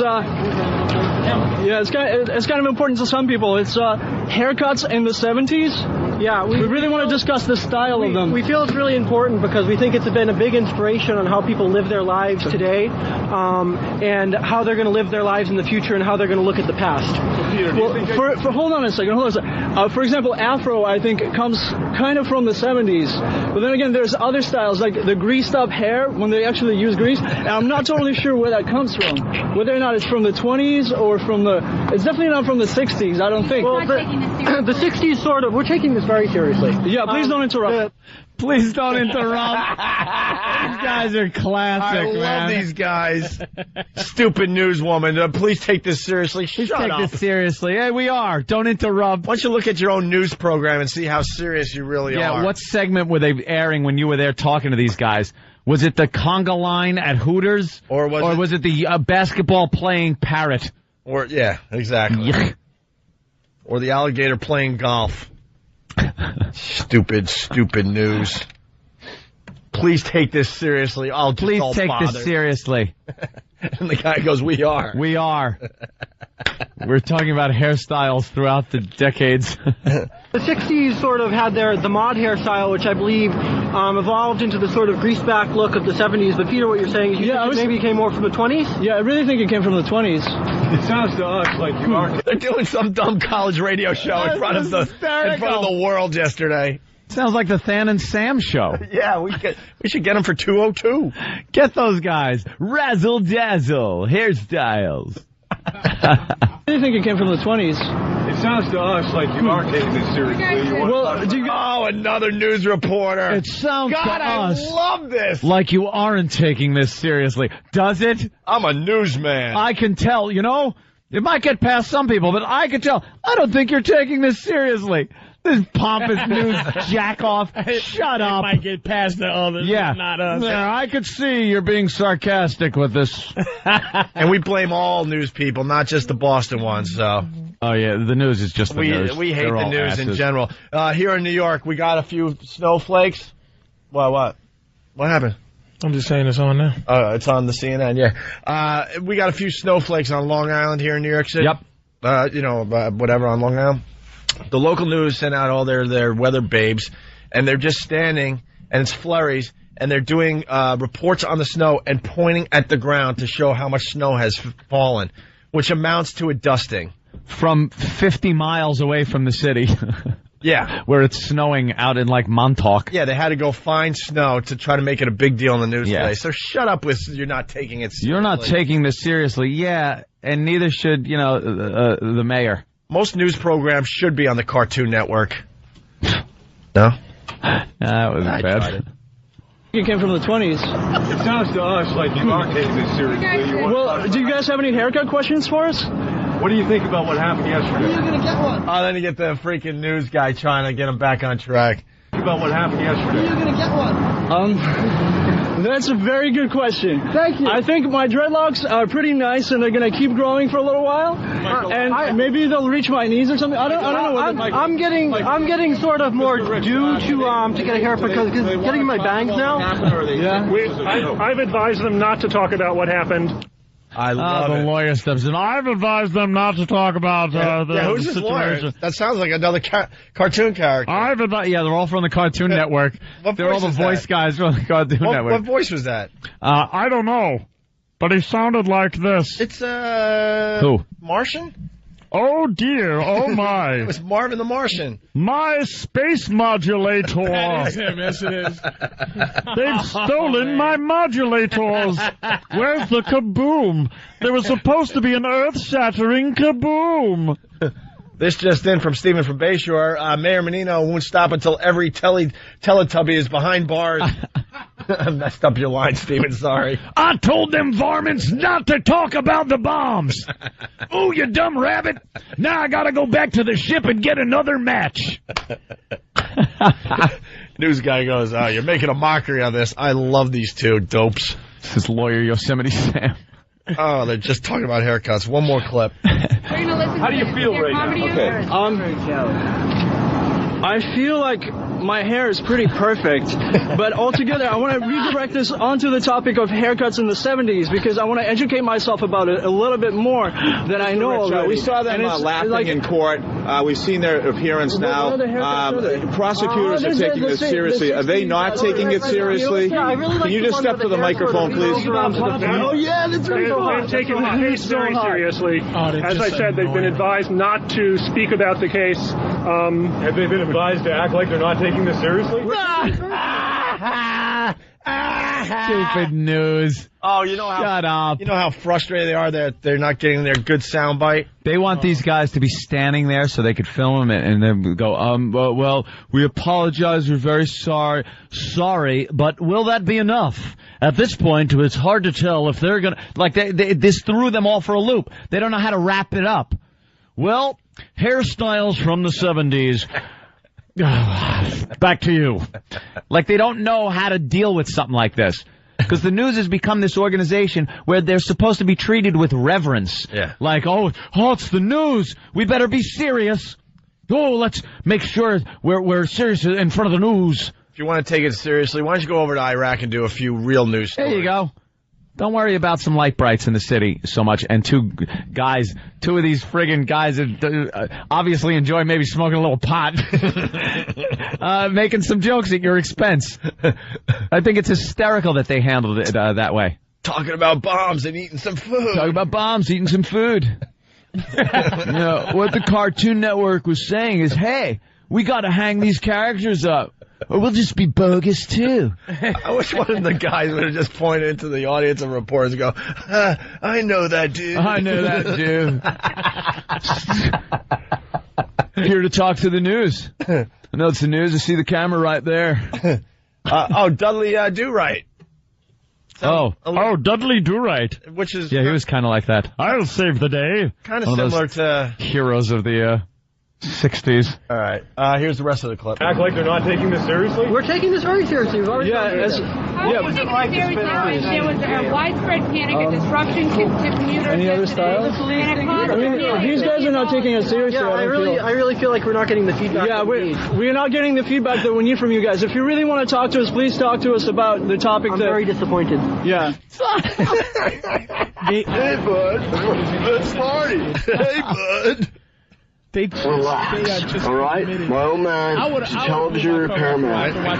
Ultimate set of tools. I can fix it. Oh, gnarly! Where were you hanging these things? And you should be taking this a lot more seriously. Listen up. That was my skull. I'm so wasted. You're not taking this seriously, gentlemen. What do you think about the mayor and the police department arresting you for this violation? Oh, those guys are fags. And here's the mayor. What do you have to say to him? You dick. Hey, bud, what's your problem? And then the press asks another question. What are you people? On dope? These two jackasses. I love it. Yeah, they're great, man. They're as good as any SNL skit I've ever heard. Exactly. Like, they were so committed. Yeah, they didn't break character. I would have broke after the 10th. You're not taking this seriously. You're not taking this seriously. No, we are. No, we just want to talk about hairstyles from the 70s. Oh, I would have folded. Those guys are great. Good for them. They are great. Aren't you ashamed that you destroyed the community? Yeah. There was widespread panic. Widespread panic. There was widespread panic because of the response. We're going to get those guys on the show. That's going to be an easy one. That's an easy one. All right, Groundhog Day. Here's the official report. The ridiculously long setup. This is why I'm embarrassed to be white today. I'll admit it. You should be embarrassed to be white every day. No, just today. Just today. When are you happy to be white? Huh? What happens when you're proud to be 364 white? days of the year? Yeah. No, leap year 366. Right. What is happy to be white on days where the sun rises. What does happen that makes you go, I'm proud to be white? Hey, seriously, what happens that make you go, man, I'm really happy? Patrice, I'm not going to lie to you. I know I have it a lot easier because I'm white. No, proud or like happy? Just like if Barack Obama becomes president, black people are going to just be like, I'll be all proud. Just proud. Like, white presidents are redundant. I'll give you. When did you identify with whiteness? Let me tell you a proud moment in white history. This is one small step for man, one giant leap for mankind. That was all white people. Just white? That was all white people. He didn't say white kind. He said mankind. The whole rocket was painted white. I guess let's wink twice and say mankind, but you know who we mean. I didn't see any brothers strolling around on the moon. There ain't been one brother walked on that moon. Not one. There ain't been one brother that walked on that. Jesus Christ! Did you have to say it like? Where's that? Yes, I did. Did you have to say it like Amos? I was all hip hoppy. Where's that black accomplishment? Come on, go to the moon. Every time you guys accomplish something for the first time, we have to read about it. Yeah, we're still hearing about that goddamn George Washington Carver. They give us ankle braces. We can't even leave our own neighborhood for. Never mind the moon. Let us fly to the moon. They got a movie coming out, The Astronaut Farmer. Even dumb white people can invent a rocket, flying out of space. That looks ridiculous. Billy Bob Thornton's just lost his mind. That movie looks ridiculous. He's been in a few bombs lately. He builds a rocket. Would you say that made you feel proud as a white man? No, that movie looks stupid. No, I mean the movie. The moon. Oh, the moon thing? Just like what do you identify? That was a mankind thing. What do you identify that white people do when you go, man, it's good to be white? White people. I'm proud of being white. just pretty much the whole getting civilization together. Kind of really, like take the United States of America. Take the U.S. Wait a minute. When did civilization get into effect, by the way? Well, I mean the real civilization, not the friggin' I don't care if you made ramps with sticks and pushed rocks up into pyramids. That's all cute and well and fine and everything. Those black Italians, the Romans, the Chinese people from 6,000 years ago? Exactly, all that stuff. I mean, I'm talking about that. I'm just talking about you take some white people, you bring them over to a country like the United States. It's just full of savage Indians. And then we wipe them out. And start over. And start fresh. We start from scratch. That's right. We completely rebooted the country. If I could go back to computer speak. You're the Vista of civilization? We are the Vista. No, because you're the Vista doesn't work. Civilization.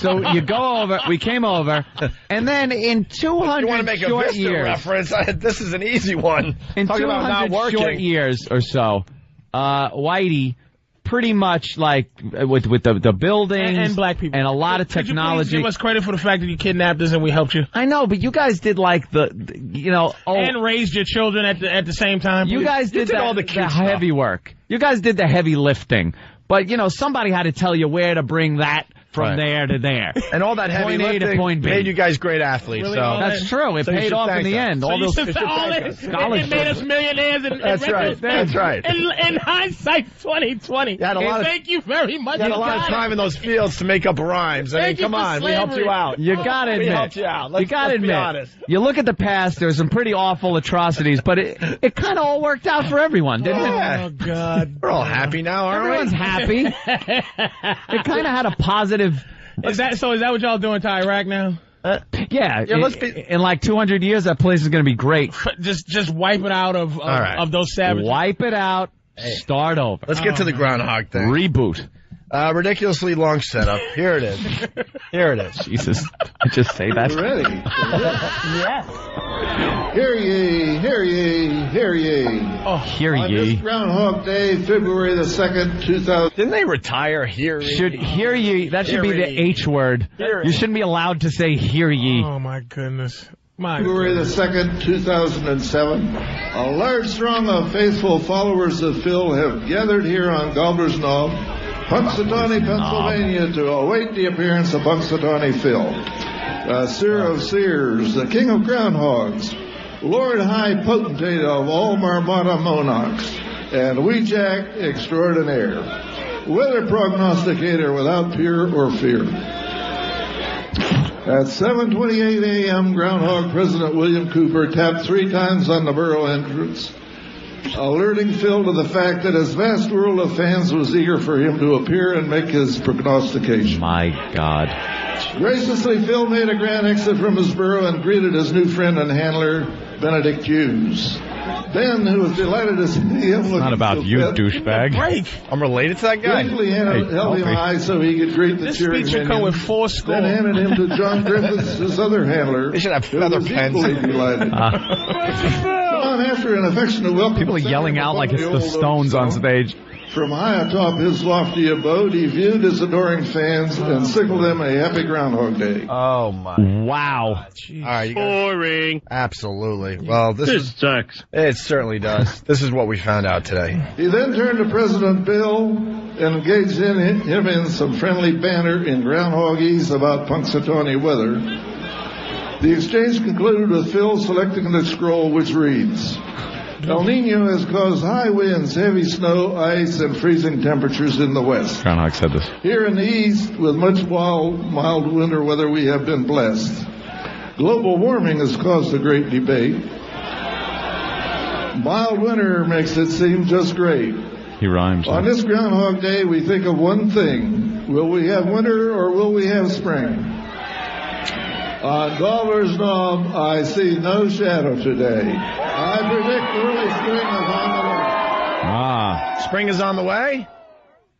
Penny party! Yeah, penny party. Penny party for everybody. Oh, God, it's just steeped in tradition, isn't it? That's like one of those traditions that could have hit a crossroad at some point where they would have had to kill somebody. I would like to look at some of the other traditions that we said, you know what, enough. We got to get rid of that one. Throw this one out the window. 15 more minutes of NVIDIA cards or whatever. NVIDIA cards. I would more minutes talking about megabytes. All right. Jeez. Oh, that stupid Groundhog speech. All right, listen, we got to talk about Tyra when we get back. Please. And when I say we got to, I want to. It was the big day, wasn't it? Huh? Wasn't it the big day? Oh, it was beyond hilarious. Where she finally spoke. Yeah, we got still lots to do on the Opie and Anthony show today. And maybe we'll explain this. Come on.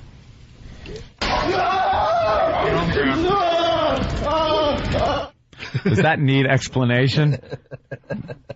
That sound is getting very familiar. That's the latest taser clip. He was going, All right, it's the Opie and Anthony show. Hit it. Dude, I think birthday gift. You just ruined it. I think you just blew his Valentine's. I think it was supposed to be a surprise. No, it wasn't a surprise. You said she asked you for it. Wait, will you get on mic? What happened? She was hinting at it, so I was going to get it for her. She didn't know I was going to get it for her, but she does now. Good. Oh, don't try to make me feel guilty, you sentimental sissy. So Patrice is really disturbed that E-Rock would get a 360 for Valentine's Day, and he said that's a Christmas gift. That's a Christmas gift. You don't get him a Valentine's Day? What happened to flowers? What happened to roses? Or something that in the shape of a heart. A couple of chocolates. A box of Brax chocolate. Out of your mind? Brax. You go to CVS and pick up some Brax chocolate. What is this? At a stationery store. Good God, Eva. Stationery store at the last minute. Right. So we asked. Did I mess up the surprise? So what? So what? So Patrice, we asked Patrice, what are you getting your lady for Valentine's Day? I'm gonna rewrap the keys that she got to my house. It's the gift that keeps giving. She has a key to my house. I'm rewrapping that. I'm gonna take it off her keychain. I'm gonna wrap that up and say, "Here again."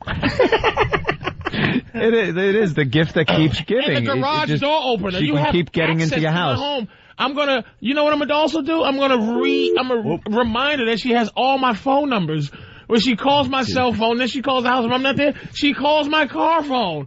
She calls everything. She calls OnStar. I'm getting my girl. She has me. That's what she's getting. Oh, you're just a treat. But I'm not. You're just a treat. Are you kidding me? I gotta reestablish my love by getting her an Xbox on the 14th?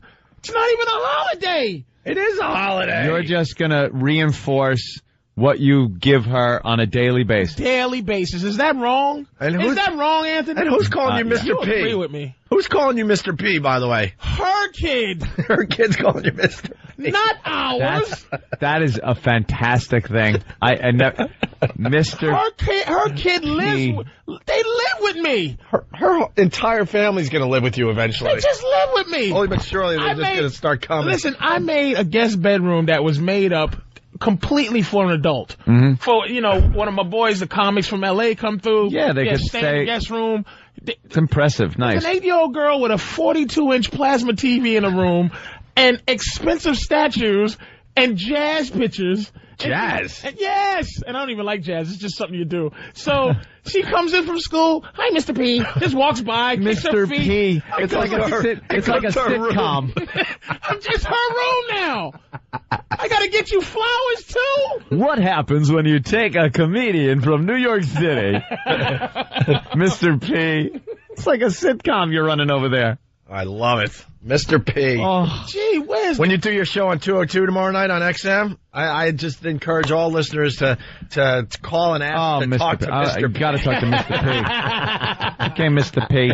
It's what you just said, too. Yeah. Hey, I'm just saying, I'm going in my guest bathroom that I was proud to have. My guest bathroom, I'm opening up his FDS, there's all kind of powders and everything else floating creams, around. Lotions, and... Yeah. All right, well, Valentine's Day around the corner. Valentine's Day. Getting her an Xbox. Xbox 360. Bump that down to a chocolate rabbit with cream in it. Bump it down to a calculator. What's the matter with you? God, what is wrong with you? All right, Do we go with the N-word controversy once again, or do we do Tyra? I got to hear some Tyra. All right, we'll do Tyra. Let's do Tyra. We can't get enough of Tyra Banks. Can't get enough of her. What happened? Nothing. Nothing. I just threw out a horrible racist joke to a fan over there about the segment we picked. During the commercial? No, the choice that we had. You went with? Tyra. Oh. And I mouthed out something. Oh. It's the N-word controversy or Tyra. And I mouthed something out to Than. Then was it good? Of course it was. I actually missed it.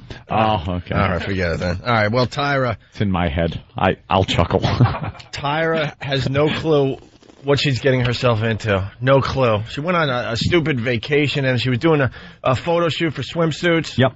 She had no business being in a swimsuit to do a photo shoot. She was in a big, nasty one-piece bathing suit, like a granny bathing suit.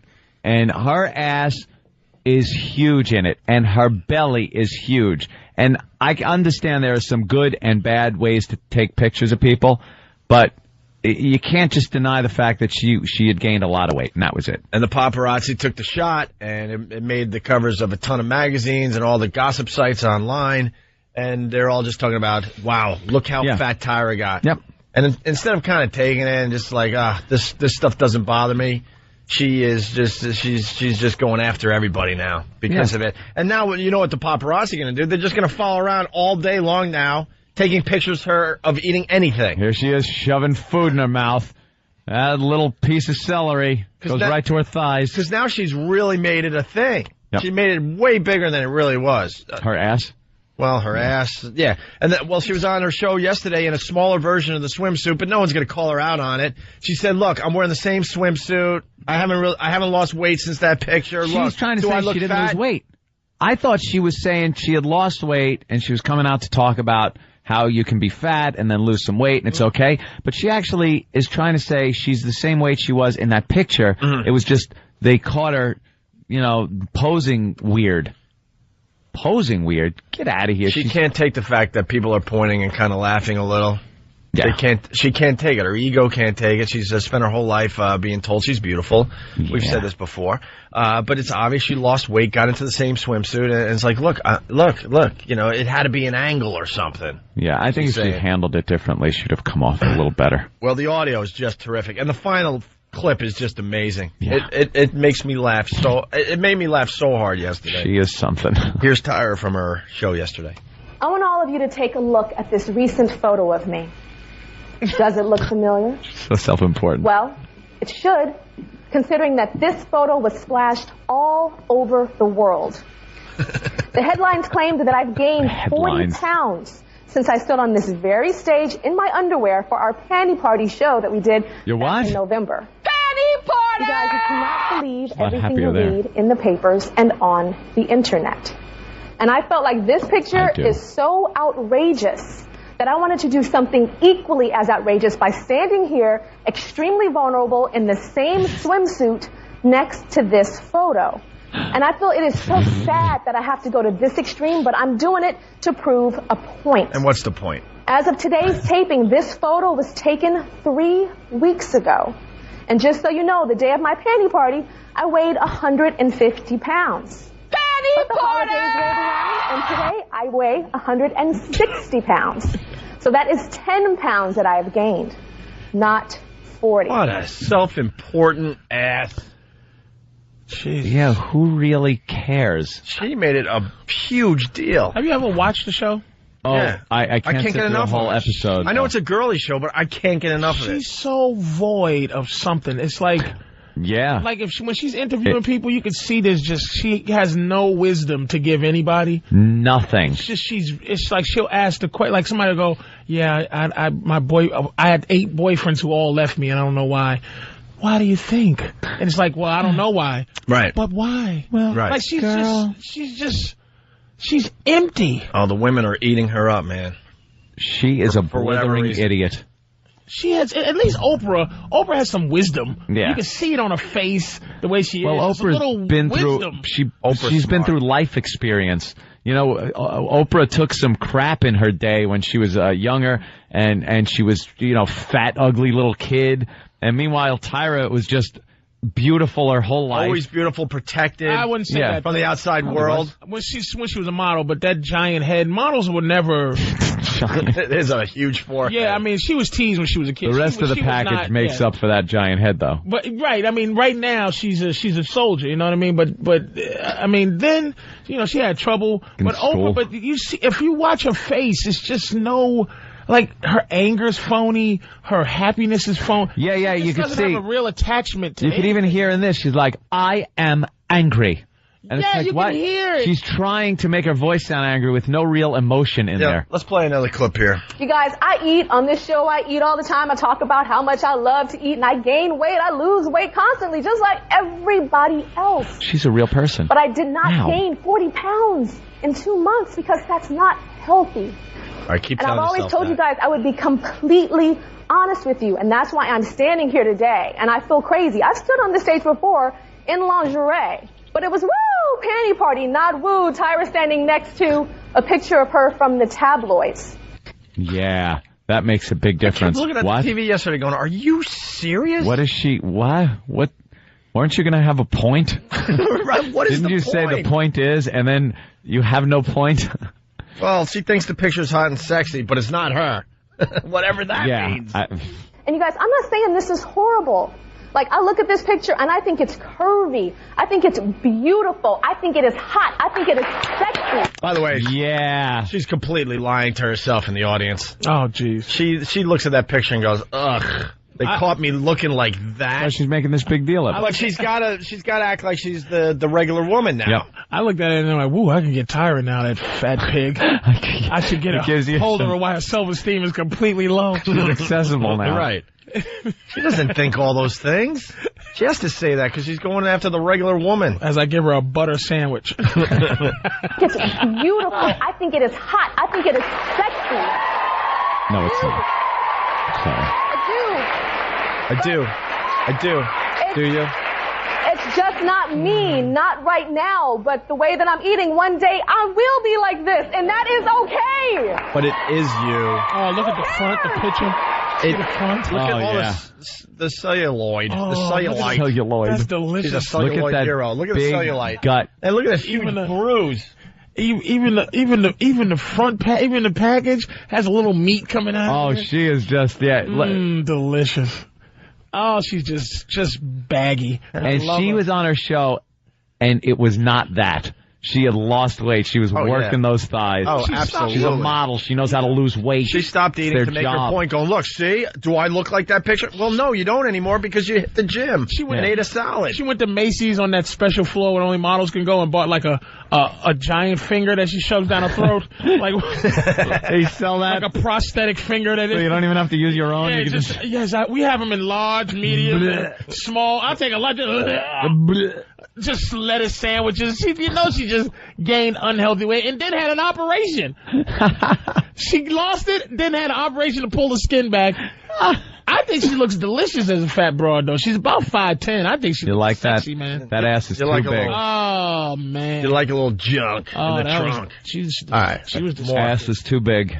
So, let's take a look at some of the other photos that were snapped that very same day, because I was actually doing a swimsuit photo. By the way, she showed these other photos, and she looked just as awful in all of them, but she's trying to say, look, see, they obviously did something with this picture is what she was hinting at, because look at the rest of these pictures. I don't look that bad. And I'm sitting there on my couch going, no, you do look bad for what we know from you from the past. She looks bad, but I swear to you, it didn't look like it was taken the same day as that other picture. The big fat picture. Yeah, I don't know.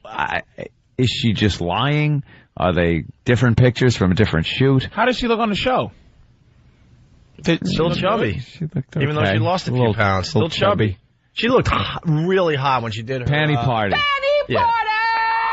Ridiculous. And then something happened. She was in a robe. Out. She opened up the robe and she had like a lingerie on and looked great. I heard that the CW whatever said we're gonna cancel your if you don't lose weight. Lose some weight. Yeah, I heard they were saying she was getting fat. This is what I heard. She's messing with her weight all the time because she went on a crash diet to look hot for her panty party. And then the panty party show was over and she started gaining the weight back. She was That's hungry. what happened, and then they caught her on vacation, looking like the real Tyra when she's not crash dieting to look hot on her show. She was eating That her was not panties. that very same day, because I was actually doing a swimsuit photo shoot in Australia. And this is the raw film from that photo shoot, which means that none of these photos were retouched or altered in any way. No retouching, not at all.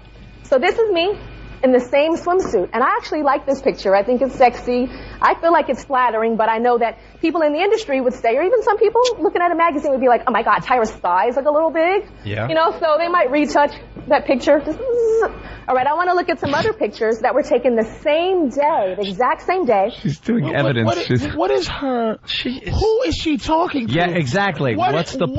What is her? What is her? This passionate plea for what? Yeah. Can I raise- Say it I'm wasn't raising- me. I'm raising my hand. She's trying to convince herself. She doesn't care about the audience or anyone else. That you are listening to her inner thoughts. She's trying to convince herself. She that having a nervous breakdown that right she, there. Yeah, that she doesn't look that bad. She ain't talking to anyone. She's talking to herself and the inner voice. Same day, the exact same day, but in a different swimsuit. Look at my stomach. Get a close-up of that. Get a close-up of the stomach. It's hanging over a little, couple of dimples, you know? But look at the cellulite, y'all. There is 1, 2, 3, 4, 5, 6, 7, 8, 9, 10 dimples in my booty. That's my body. That's my body unretouched. So there you go. Ugh. That is me. Ugh. What is she talking about? Why is she even? Why is she doing this? You know, it's so funny how different we are. As she's explaining that, I'm sitting there just bing bong, you know, and I'm holding it like, delicious dimples, cellulite, really? And y'all are like, ugh. Oh, because Because you know you can get her now. That's how you think. You're in your brain. You're like, this is where I need her to It's be. delicious to the average brother. This is where I need her to That's just be. delicious anyway. Just Yeah. a big swelled up. You said it before Yeah, on our like show. that. She's now vulnerable. And she's lost her self-confidence, and you have her where you need her to be. I'm ready to swoop in like a low self-esteem vampire. Right. Blue, you're fat you now. can smell it in the air. All right, low self-esteem. We're getting to the statement, which is just hilarious. And she's still, who is she talking to? And she got the whole audience crying. I'm like, why are you crying over the self-important ass? Now let's go back to that first photo from the tabloids. This is the photo that inspired the headline. Tyra Banks gained some weight. And when I say some, I mean a lot. Or this headline. Former model It's like Tyra a Banks. presentation at a murder trial. Right. She's got transcripts and pictures She's and got flow charts. Yeah. A closing argument. Yeah, she's doing a closing argument for some trial with no point. And listen, she's reading these headlines and making believe it doesn't bother her. Oh, she is bothered. This headline. Former model Tyra Banks reminds the world why she is now retired from the runway. But wait, y'all. No, there's more. There's this one I really love. Dude, did Tyra gain like 50 pounds below the neck? Or this one? Tyra pork chops. Yeah, and my personal Someone favorite, laughed. America's Next Top Waddle. That is a good one. Pretty good. That is a good one. Who wrote that? And did I hear any men in that audience go, ugh? There's not one man in the audience. Okay, good. Not one. I thought I heard a You deep, gotta keep him out. Gotta keep him out. She was having a lesbian party. They'd be laughing. lesbian party. Betty Patti. Well, here's the statement where she takes on everybody, all her critics.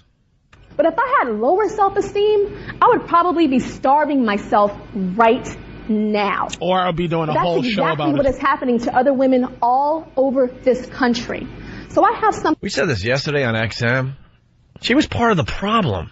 This problem that she's now bringing to everyone's attention, she was a huge part of the problem. We were talking about, could you imagine how many dumpsters were filled up with puke because of Tyra Banks looking all hot in these magazines where girls were like, oh, man, I need to look like that. She was part of the problem, but now that she made her money from doing all that and she's moving on to something else, now she's going to take on the modeling community. The modeling community made her a multimillionaire. And I read these papers, they're cutting down, or they're starting to like make these girls not be so skinny now. So Yeah, it's 'cause like they were like it's completely anorexic. now it's like regular sized women, especially with I guess what's the one that got the fat girls on the posters?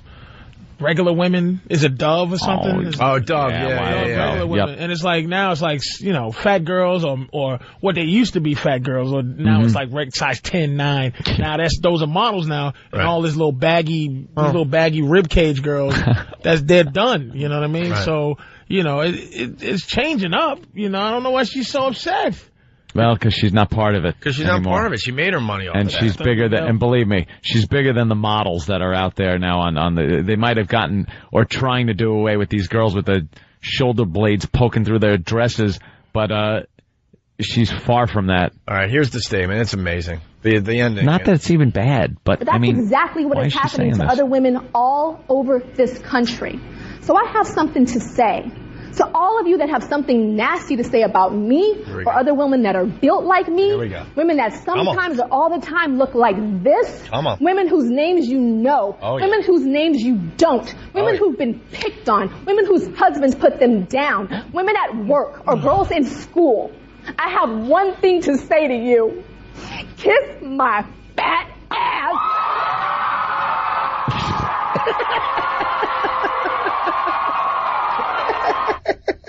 You gotta be kidding me. So then they give her a standing ovation, and then they pan the crowd, and there's women in the audience crying over there. They're crying. They're mouthing, "You go, Tyra." This is so my dream in this business. Before I get out of it, I want to destroy this women power fun nonsense. Kiss my fat ass. I'd have been in the audience in tears laughing. I'd have laughed so hard at that melodramatic You know what? If that was a movie, somebody would have said, cut. Listen, Tyra, we need you to just scale back a little bit. We actually want people to cry. Yeah. And you're being a little bit too over the top. Take it down. But the women you know. The women you don't know. Get out of here. There's nothing a guy could ever do on TV that dramatic. Yeah. Let me tell you something about prostate cancer. If you have somebody poke you in your butt cheeks with his finger, then you can just... she is, I have over man the top. boobs. My nipples get hard like Opie's. What? You got some delicious nips, sweetie. Ope's nips is just poking through. As we're talking about Tyra, it's just delicious. It's not even cold in the studio. So that's just natural little. What the hell's wrong with you? Now I gotta cover up. I gotta cover up. Cover up. I need a hot shower. Sexy little nipple. I gotta go take a rape shower. Well, no one else has sexy little nips like you sticking through that hot sweater. It's not a sweater. That little hot cashmere sweater with the light blue. Cashmere. This is just hugging your body. This is a piece of crap Gap pullover. You've been working out. And let me tell you, men should be able to have hard nipples. I feel violated. Oh, my God. I need to go on Tyra's show.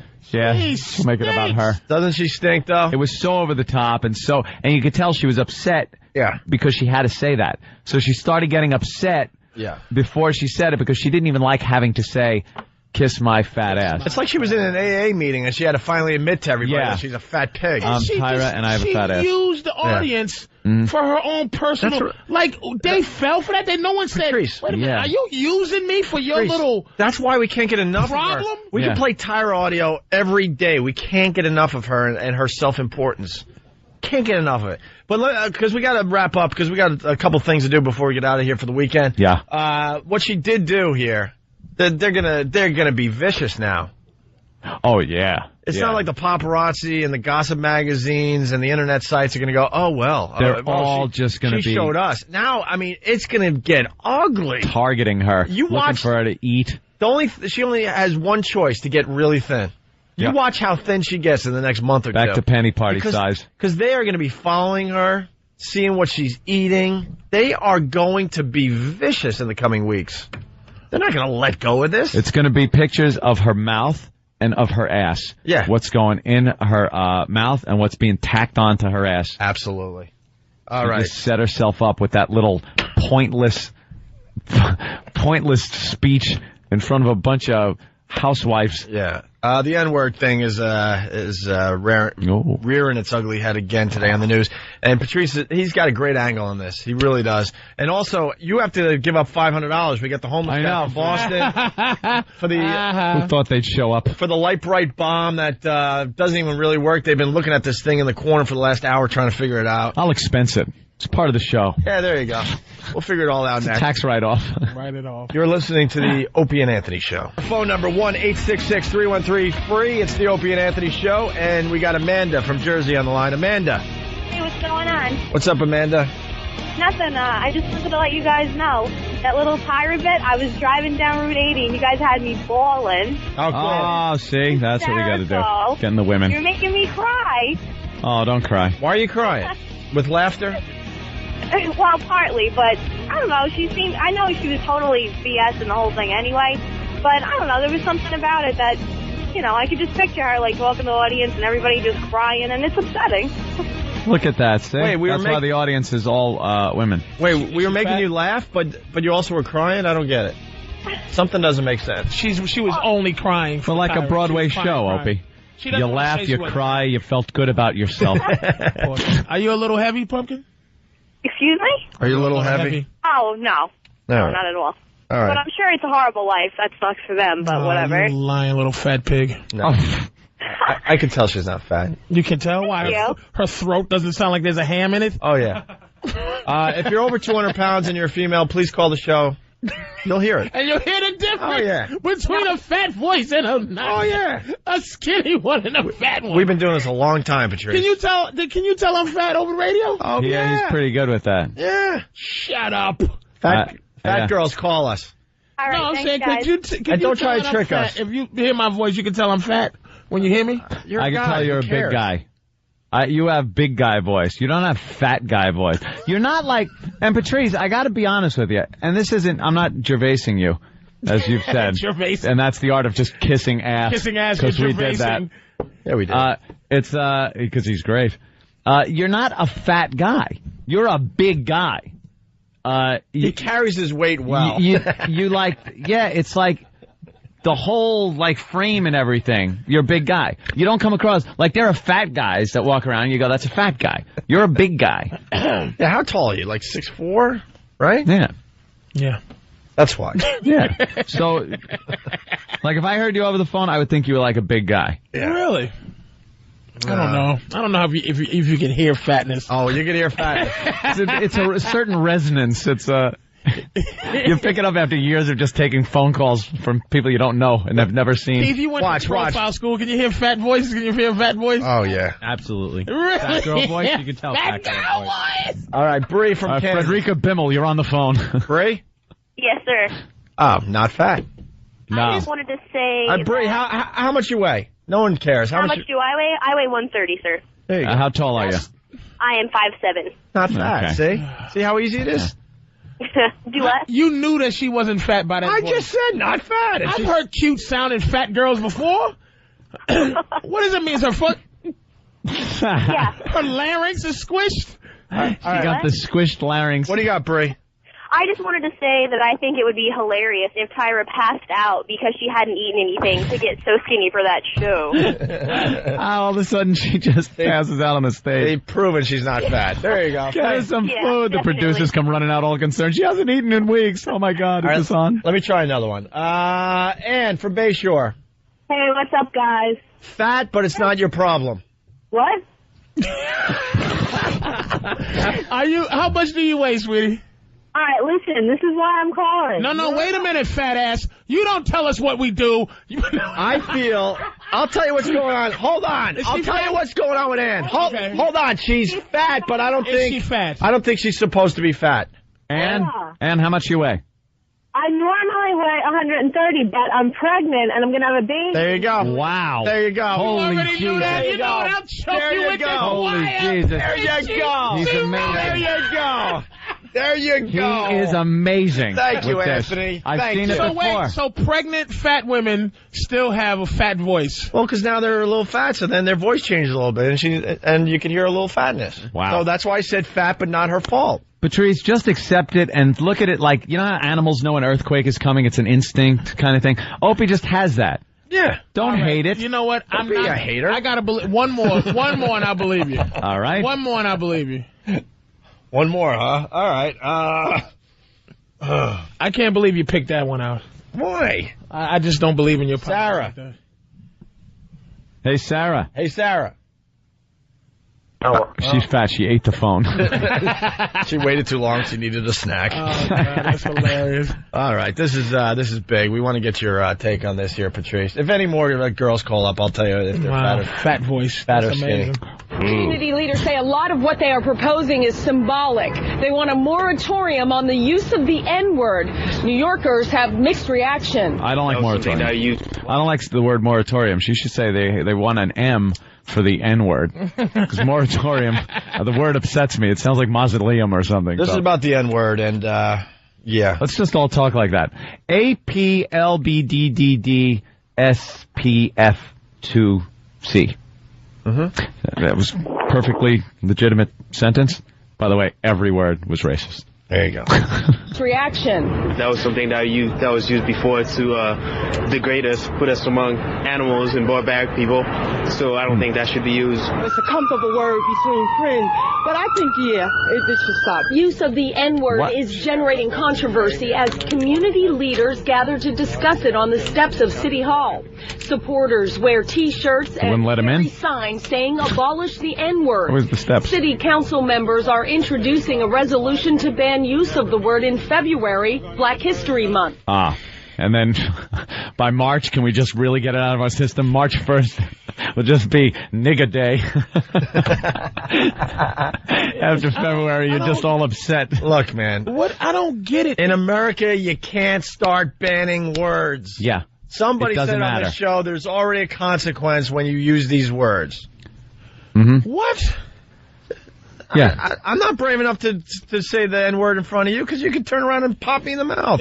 For what? There's a consequence. And you made a great argument about by saying the N-word, aren't you saying the word? So now you got to ban the use of the N-word. You got to ban the word terminology N-word. Because everyone knows what it means. Exactly. You're saying you can't use the N-word, which is relating to the word nigga, but you use it. Why do you need to say N-word to get your point across? Yeah. You can't use it. Why not say you can't use nigga until you can't use it no more?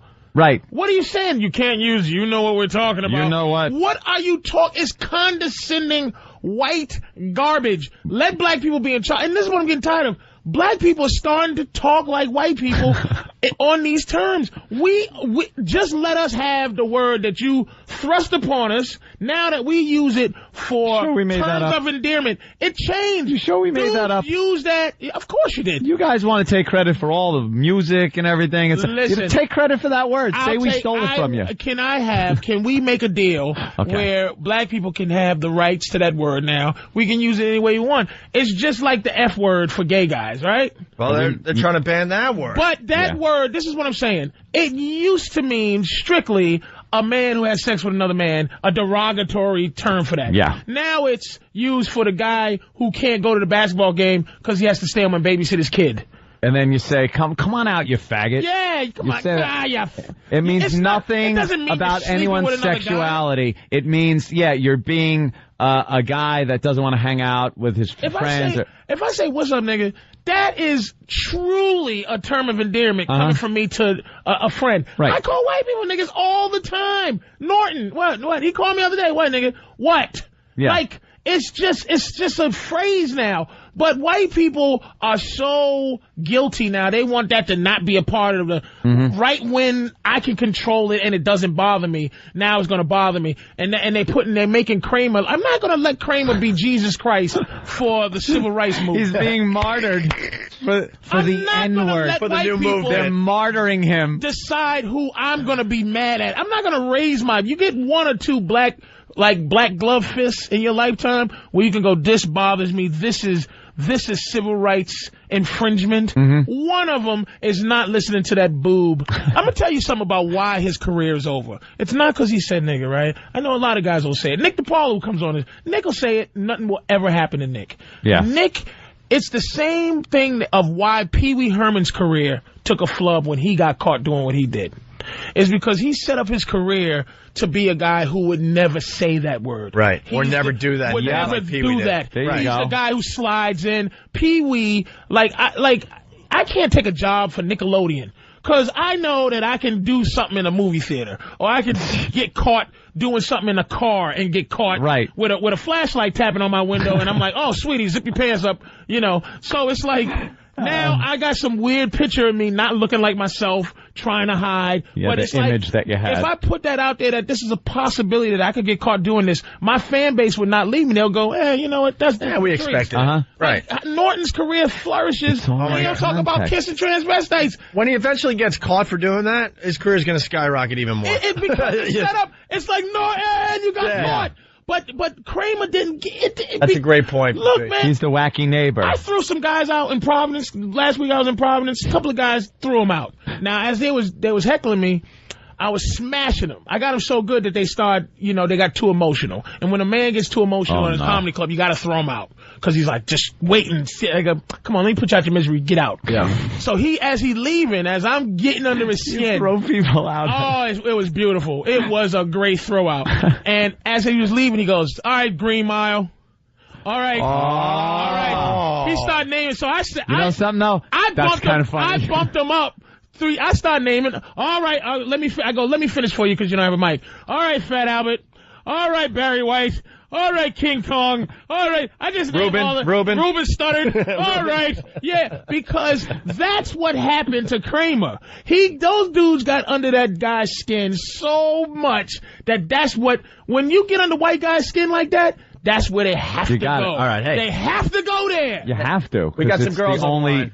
It's the lowest common denominator. It's the lowest place you can go. To make somebody mad. Right. And if they made you that mad and you can't get back at them with anything else, you got to pull out the heavy artillery. Call it. Exactly. That's the A-bomb. If a gay guy is getting me an audience, if he's just like, you're not funny, yeah. Well, shut up, yeah, you're going to make some jokes. You're DS and F. Marilyn's on the phone. Hi.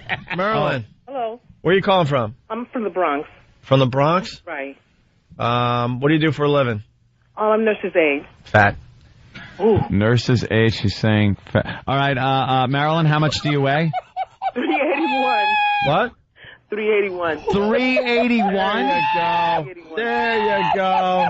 There you go. Let me try another one. I think that's considered that poor fat. lady now somebody should cry for her. She went, you said fat, she went, ooh. Well, she's 381. That hurt me more than Tyra's whole speech. All right, China from Miami. China?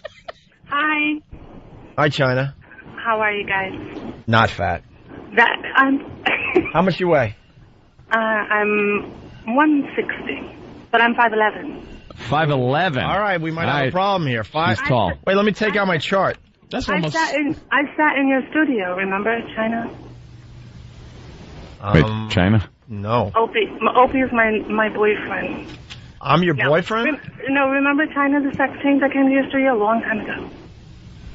Oh, jeez, she thinks she... I love these people that think we remember anything. I can't remember last felt week. Like she had a relationship. Yep, right.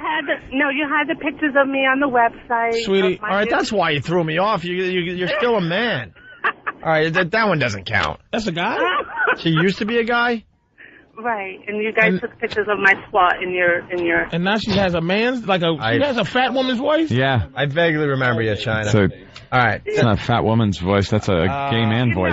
You said I wasn't fat when you first... All right, thank you. Let's go to Courtney. She's in Canada. This could be tough. Courtney. Hello. Oh. Wait a minute. It's Canada? Is she fat A? Yeah.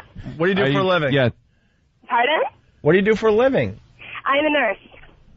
Nurse? Not a nurse's aide? No, I work at the hospital. Not fat. Are you fat A? Not fat. Good job. How much? Actually, I weigh 200 pounds, but She's I'm fat 6'1". What? I'm 6'1". So what's that mean? You're 6'1"? 200 pounds? 2 bills? Yeah. She looks like Kevin Garnett. Jesus. That's fat. That's a big girl. Yeah, that is big. That is big person. That's fat, actually. I've had a 6'1" girlfriend. She was 180. She had a lot of beef. This is a fat girl.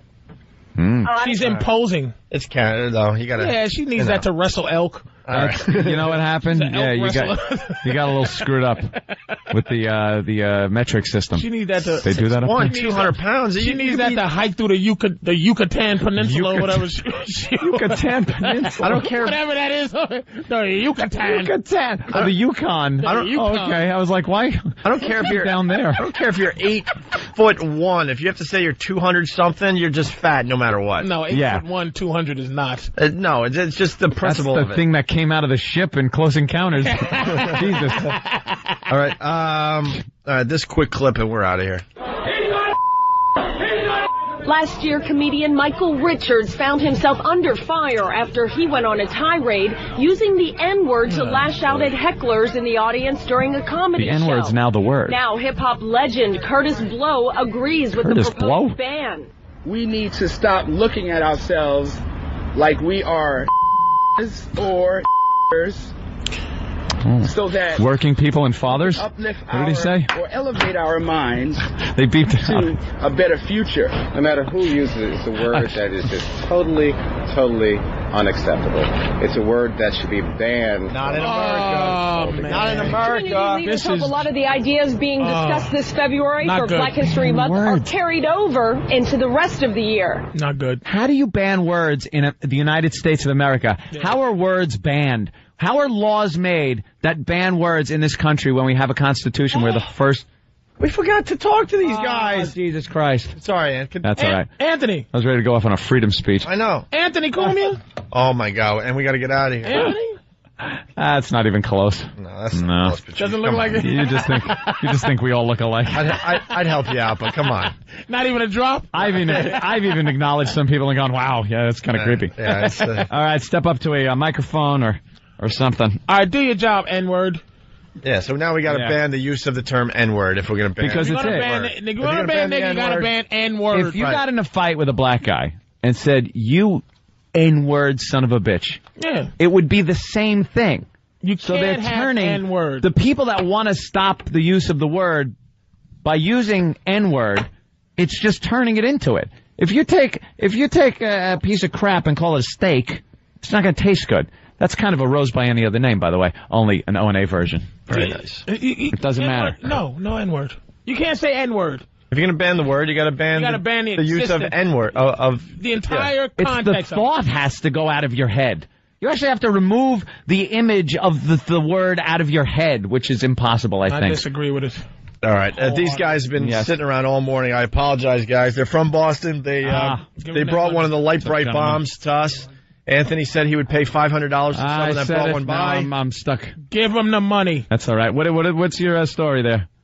We found it up on the Longfellow Bridge in Boston. Yeah, did you think it was a bomb? No. Not at all. And what did you do, climb up there and took it down? Yeah, we thought one of the MIT kids made it because there's all kinds of weird stuff around Boston like that. Yeah, MIT guys, bunch of genius electronic guys, little robots and stuff. So you saw it, and was it lit up at the time? Yeah. Yeah, so you just took it down. Yeah. And then what did you think of when you heard that the Boston police and the mayor and everybody was freaking out over these things? It was crazy. Yeah, they were everywhere. There was about 50 news cameras down by the water there. They had the Coast Guard. Sound like a scene from Coast Guard, just in case there was some underwater. Like a scene from The Departed. Unbelievable. So what do you guys do? I'm a commercial sword fisherman. Really? Yeah. Sword fisherman. I'm a glazer. Long line? And you're what? You're a long line guy? Yep. God damn, that's dangerous work. Yep. He's like those guys that go out there and get killed. The perfect storm. You're like perfect storm guys. Jesus Christ. You ever go out to the Flemish Cap? Yeah. Pretty nasty? Mm-hmm. Grand Banks. Up in Gloucester. Grand Banks? Jesus. Gloucester and Revere. He looks like a guy that would do that. Yeah. You got that look. There's only certain people that can do that. He looks like an extra from The Perfect Storm. Yeah, definitely. Your hands is all tore up, right? From all beat up. That's a rough gig, man. Give him his money. Enough of the small chit-chat. I'm giving him it. There you go, Keith. Hand it over. Thanks for taking the trip. Black Phillip tomorrow. Taking the effort. Yeah. Guy's a hard-working guy. Jesus Christ, that's one of the worst jobs you can have in life. Tell my wife, you guys say hi. She couldn't make it. What's her name? April. April, what's up? All right. Thanks, guys. April. Is that a week's worth of pay, or is that like just an hour? Depends on how much he gets. No, that's about 3 days' pay. 3 days' pay? 3 days? All right, man. There you go. Right. All right. Nice. There you go. Go get yourself. Enjoy New York. Enjoy the nightlife. All right, man. We could easily do another hour, but we got to get out of here. Yeah. If you're not joining us over at XM, have a great day. Patrice O'Neill, thanks. You want to promote anything over here? Yeah. Comedy shows, anything? What do you got? Well, I just want to promote Black Phillip tomorrow on XM. Yeah, he's doing his own show on XM tomorrow night. Patrice O'Neill, everyone. Love advice. It's amazing. Like it's from another planet. Absolutely. Always a pleasure, Patrice. Mm-hmm. Thank you, sir. We'll see you guys over at XM.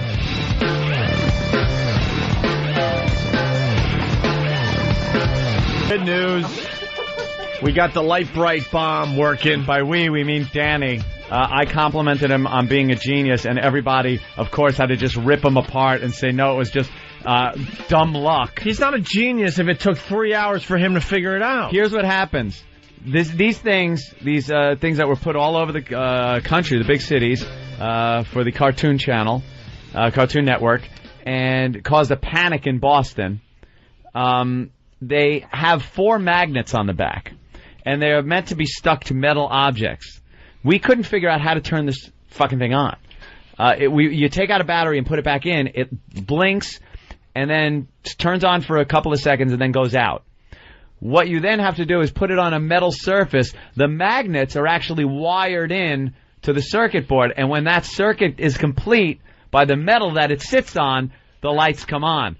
So I was like, wow, Danny, that's really smart. You figured it out. And, of course, none other than Sam has to rip him apart and tear him down. He hung it up, and it just happened to light up. He didn't figure it out. He was convinced that it was solar. Oh, here comes Danny. And all morning he's been trying to... He's been putting paper over some of the different... A sensor. He thought there was a sensor and that's been picked up, and it would only come on in the dark. He's been taping things. You had a whole nother idea on the walkover, saying, I think if I make a connection between these 2 little wires here.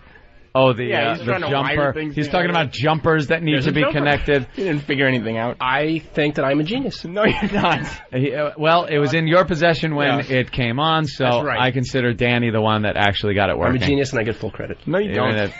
All right, very good. We were having fun on the way over with it, too. Danny was holding it, and I was just screaming at people, get out of the way! Get out of the way! And you could see so many of the people looking at it knew exactly what it was and started laughing because it's that ridiculous thing. You get that on video? Yeah, of course. Everything we do is on video. I know. Jack from Boston. What's up, Jack?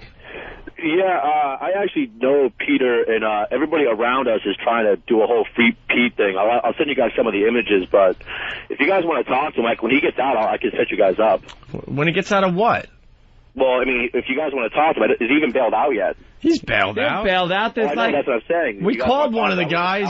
We called one of them, and I don't know who. Oh, wow. Don't you love when that happens? Yeah, no, I wanted to get you guys a phone number for him. I didn't want to go on the air. All right, you got a phone number? How about you call him if you're friends with the guy and go, hey, Opie and Anthony are really cool. They've been supporting you. I'll take care of that right now. We won't talk about things we know he can't talk about. All we want to really talk about is 70s hair and the press conference from yesterday, not involving any of the questions about the case, but just about how reporters are dolts. No problem. I'll have him call right now. And which one do you know? Dreadrock? I know Peter. Dreadlocks? Zebler. All right, Zebler, yeah. Here's what you do. Stay on hold. We're going to put you on hold, and someone's going to immediately pick you up and give you the number to give to him to call us, okay? Okay. All right, thanks, man. All right. Thanks. Thank you, Jen. Thank you, Jen. That's inside. I know. I just can't stop doing that. Anytime there's a John or a Jack or... All right.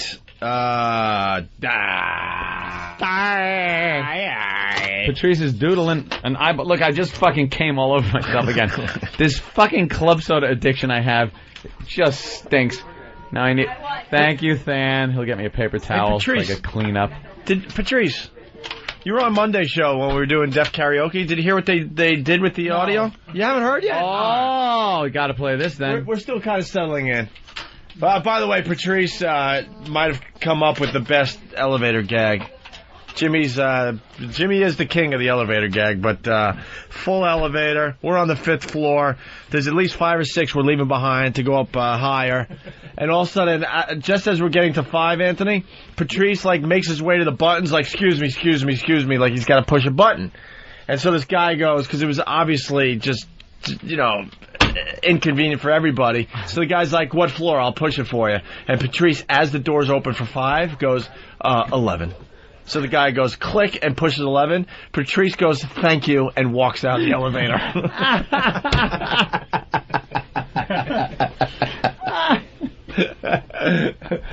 I pissed him off. Very, very funny. He was going higher than 11. Yeah. Ooh, nothing worse than when someone hits a button below the one you're getting off on. Let me get this out of the way because it's coming in 100 times because someone needs attention. Coffee Boy from Arizona. So, Opie, what happens when Tyra shows up in studio like Whoopi? The show going to fold and lick her ass too? Yeah. Yeah, probably. Yeah, you're probably right. Because that's she comes in and she's nice and funny and has a sense of humor about the whole thing, we'll just rip into her. Yeah, because that's what we do. All right, there you go. So what did they want us to do with Whoopi?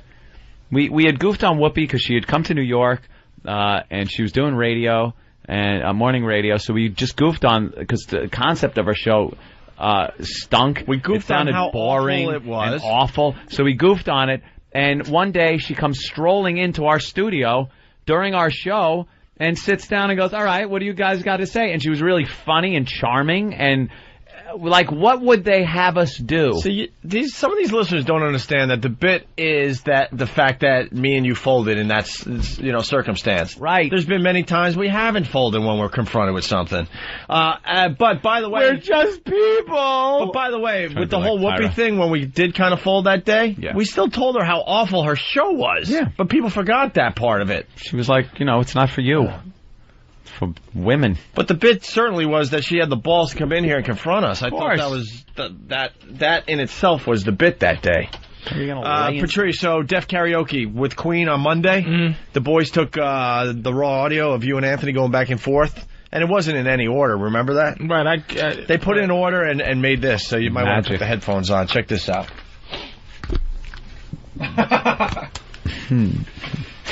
The National Association of the Deaf and the Opie and Anthony Show are proud to bring you a heartwarming presentation.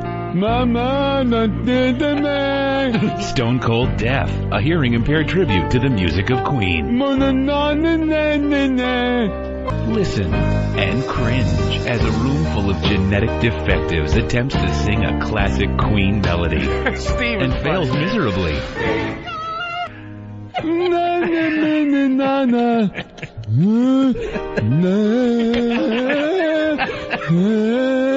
For more information on this compilation or how to get involved in the deaf community, go to www.godstrippedmeofmyhearing-and-my-will-to-live-is-following-quickly.com.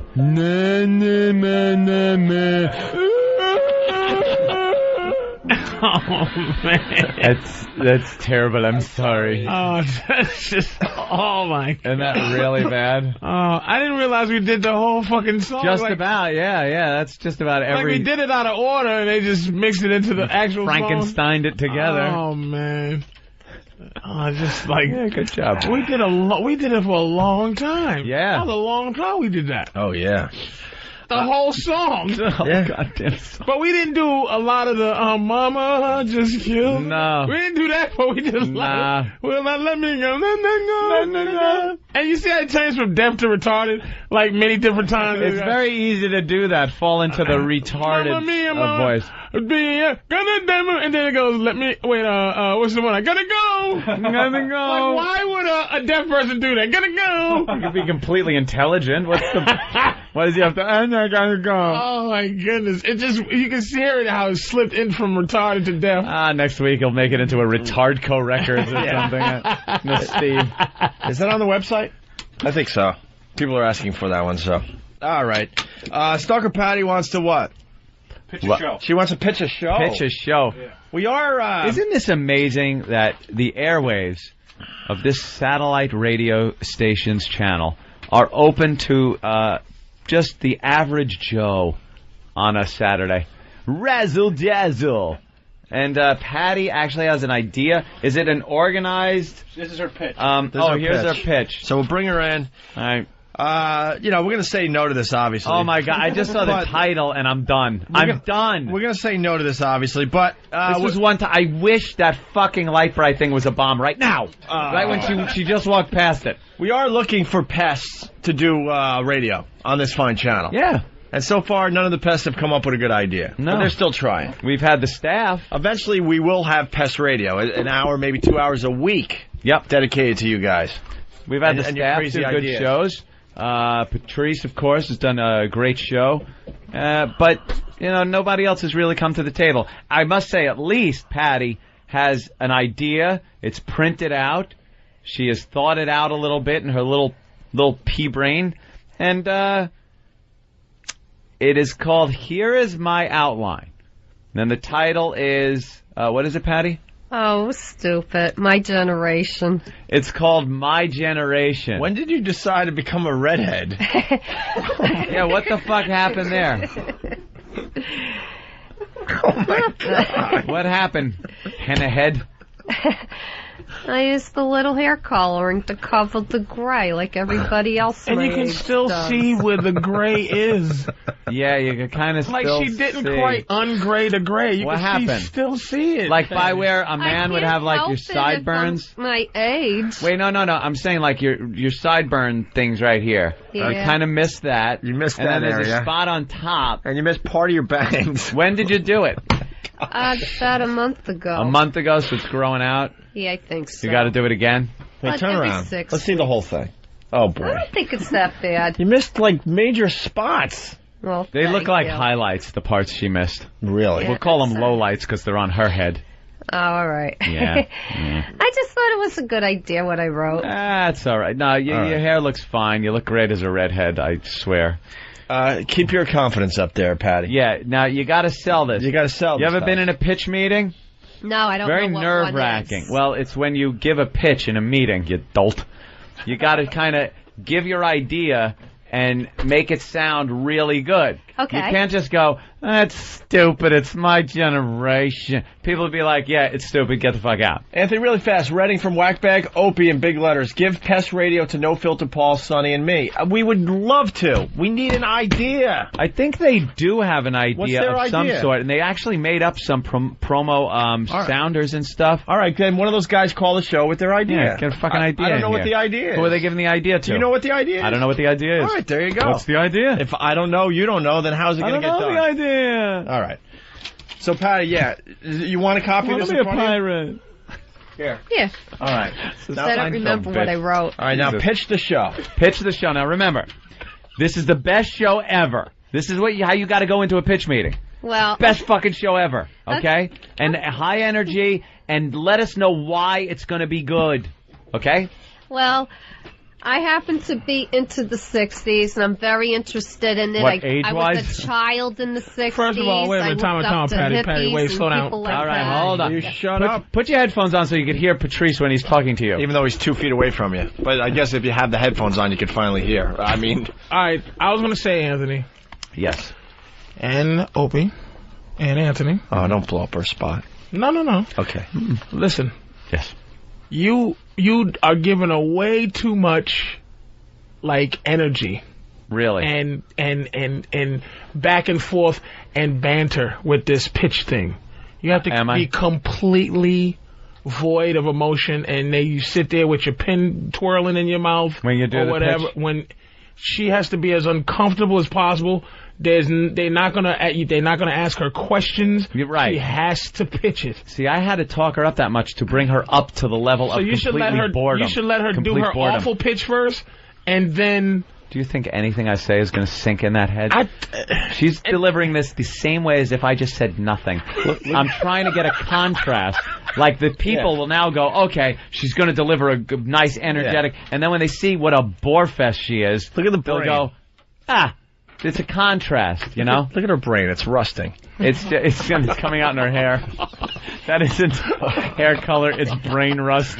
Okay, fair enough. Why are you taking the headphones Patti, off? I can't hear anything on them. Yeah, they're not on. See, I know. So I never went to school to learn about doing the radio. So We don't I don't care. know anything right. about I didn't either, terminology. I'm Patti. doing So this totally the future is with no endless experience. for you. Okay. Right. So what is My Generation, and you're gonna host this Stalker show. Patti show called Give us My a little Generation. Let's little go. taste of My Generation. All right. Okay. Well, this is my outline. I'm going to call it My Generation because it has a lot to do with the 60s, and that's a time period that I was a child and I grew up in. And I'm a big fan of the music of that time, and the hippies and everybody, you know, marching on Washington against the war, and people were so involved. So I want to bring a little of that out. And one of my writers is Allen Ginsberg. I have a poem honed by him, which is really good. I was going to start off with Honed that. or home? A poem. Yeah, but is it 'Cause I used honed to by be- him or One of your writers for the show is Allen Ginsberg himself. Well, no, I have something written by him. I thought going to maybe- open the show gonna say, with. Well, there's a lot of I don't know what the radio shows budget out there is. that have break writers. into- I just thought. I didn't know what the budget would be if you got to hire Allen Ginsberg. Is he alive even? I don't even know. I was going to read an excerpt from his thing, a 4-line thing, and then I was going to open it up with My Generation. All right. What, the song? Yeah. Oh, the Who. How long Yeah. is this show? Only an hour. That's long enough. An hour show. Yeah. I'm going to spend 15 minutes with that. Now, hold 15 on, hold minutes. on. Yeah. And Where's the Allen Ginsberg poem? You got it with you? No, it's home. I did. It's home. Can we find it online? No, it's home. It's from Howl. It's the first 4 lines of Howl. All right, we can find that online for you. Hold on. I'm sure. Bill, take 3 hours to find that. Now, that 15 minutes is going to be you reading a poem? Well, reading a poem that's Got to get some, saying prepare some something- poetry just for my like radio show. Actually- She's doing the fucking, Clint Eastwood. the Clint Eastwood. Play Misty for me. Play Misty for me, DJ. Yeah. I'd like to hang out with you, but I got to get home and You gotta write, do it in the Stalker write Patti stuff. voice, though. I got to write stuff for my radio show. Stalker Patti as Clint Eastwood. Let's see how good you really are, Anthony. I gotta go home and write stuff for my radio show. Get records together and write some poetry. That's pretty good, man. Go ahead, make my hair look like an abomination. You know, I might change the music around a little bit, but then when I get into the part about the hippies of Haight-Ashbury Street and talk about what they did and stuff, with the beings and lovins, what Can you it do that off the actually top of your head? What were they doing? What is exciting about you talking about the hippies and Haight-Ashbury and People all that? were non-conventional and breaking away from the So norms give us a of little, the okay, time. your song you want, do you want this like in the background as you're doing it? Yeah, I would like to do that. A little. I say we start with the first thing, because we got the poem. Oh, you got the poem. And then we'll go into the hate. Well, it's got to be printed out, I guess, and given to her. Well, it turns. It's what? 8 pages. Which one, is it the first line right there?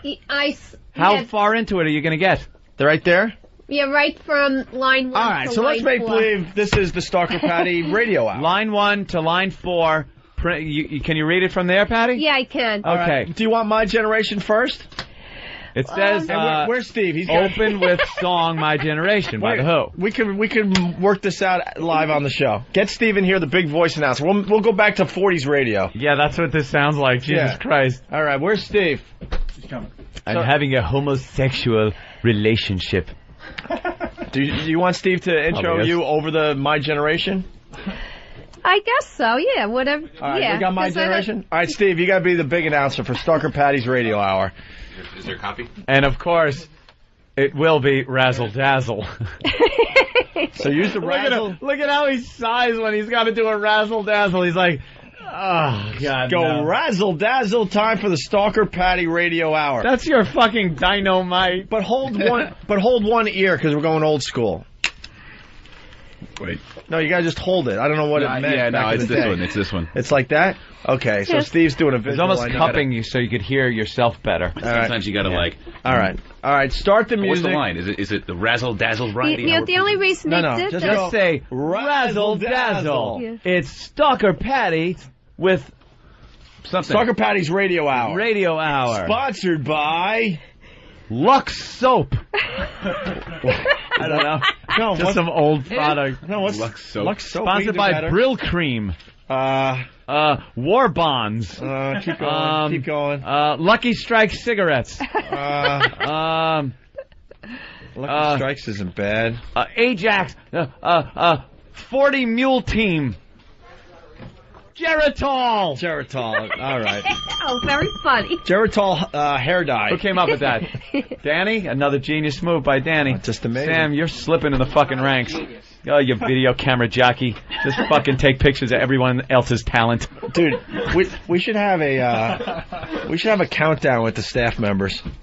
What kind of countdown? Kind of like how they count down the top songs of the week. We'll. Oh, who's been the best of that week? Wow. Oh, that's an idea. I want to research. Shut up. The top 10 And working his way up the charts, it's Danny. Right. This week, actually turning on the bomb animation and coming up with Geritol. Falling in the charts is Sam.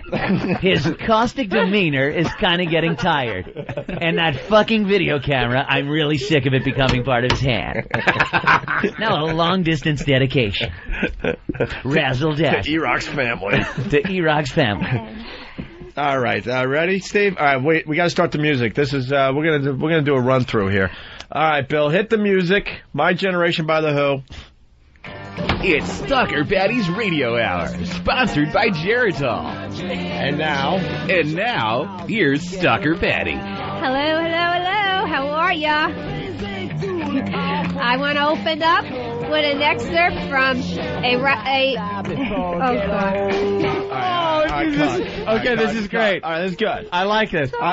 We need more from Steve. A little more from Steve. All right. And Patti, what you got to do, remember, no one knows what the fuck this show is about. Right. So your opening has got to be a little explanation of what your show is going to be about. Don't run through the whole thing, but just kind of say what the feel of the show is going to be, who you are, and that it's called My Generation. You know, get them familiar with the show. And she has to say hi to our audience in an old school 40s radio way. And don't wait for an answer. Hi, how are you doing? And she's like waiting for everyone to say. For the voices in our head to answer her. Yeah. No, like, what was that old one about all the ships at sea? We need some kind of thing. Hello. Yeah, what was the opening line to that one?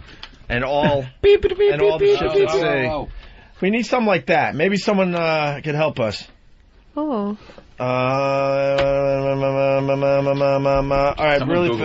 Good night, Mrs. Halabash, wherever you are. And all the ships at sea. Dan, what's up? Hey, how ironic is it that Patti's into the free love culture? Yeah, no kidding. That's kind of ironic. Free love, and she's so cheap she couldn't even give that away. You're 53? No. How old are you? 2? Not yet. 51? Yeah. Oh, by the way, we're going to make Stalker Patti's show a sport, too. Bring in the dodgeballs. What's a sport? Ooh. It's a Patrice thing. It's all right. You need to play defense, too. Sport? Just close your eyes. No. What is it? Don't worry about it. It's a joke. Worry so much. Just do your show. It was just a joke. All right, do we have a better intro for Patti? A little more. So. What do you want to call your fans, Patti? Like our fans are called pests. Trying to think. Bored shitless? No. Ant people? No. Fellow virgins? Hey there, all we groovy people out there. You want to call your fans? Tune-outs? Groovy. No, groovy people? The groovies? Ugh. This is great. All right. It's like the retarded fucking Brady Bunch. We need the help of the audience. Okay, we're going to try this again? Yeah, let's try this again. All right. All right, we're going to open with Energy, the song, Patti. Energy. Steve's intro, and then Patti has to kind of give a little idea of what the show's about to people that don't know, and then go into your Allen Ginsberg poem, and then you're going to have to... Well, we'll take it from there then. Take it one piece at a time. Maybe, yeah, okay, here we go. Okay. If you have a suggestion what Patti's listener should be called, please give us a call or send us an instant feedback. All right, we're ready. Here we go. Okay. And the poem is called Howl. It influenced people like Bob Dylan. It influenced people like Timothy Leary. And this is it. I saw the best minds of my generation destroyed by madness, starving, hysterical, naked, dragging themselves through the Negro streets at dawn, looking for an angry fix. You know, people were very restless in those times. They were tired of the perfect 50s and the 40s and stuff, and they wanted to come away to a different idea. So, we're going to start with... Well, I don't know. How did that come out? I would have to have something in front of me written down, like notes and stuff. I can't do off the top of my head.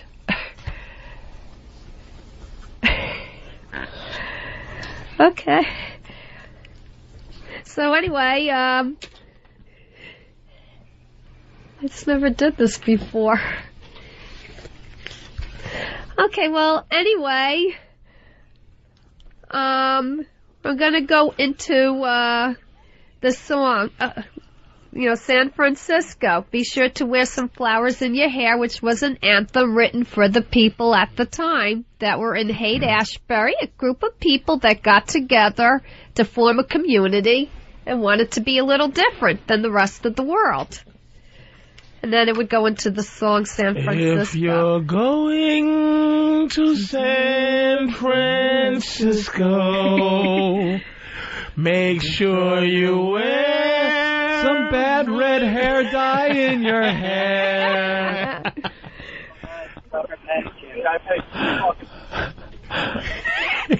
If you're going... Was she going to play the whole song? Well, let's hear the song. San Francisco. Are you going to take calls? You're going to play the song? Yeah, I will. You were going to play the whole song? All right. So far, so good. So now intro the song again. We'll play a little bit of the song. And then you call out the caller. Say, hey, if you want to talk about the hippie generation, give me a call or whatever, okay? And call your people the ant people or the groovy people, whatever the hell you were saying earlier. All right. Okay, we're going to start with San Francisco, which was a song about the people at the time that I would like to discuss, which would be the hippies of Haight-Ashbury Street. This is by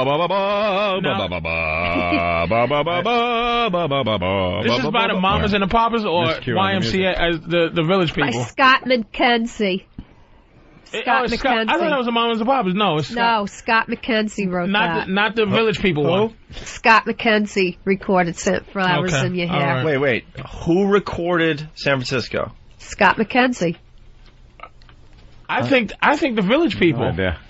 Bill, look it up. Was it Village People? No, be sure to wear some flowers. Okay, I know that song. Who sang that? Scott McKenzie.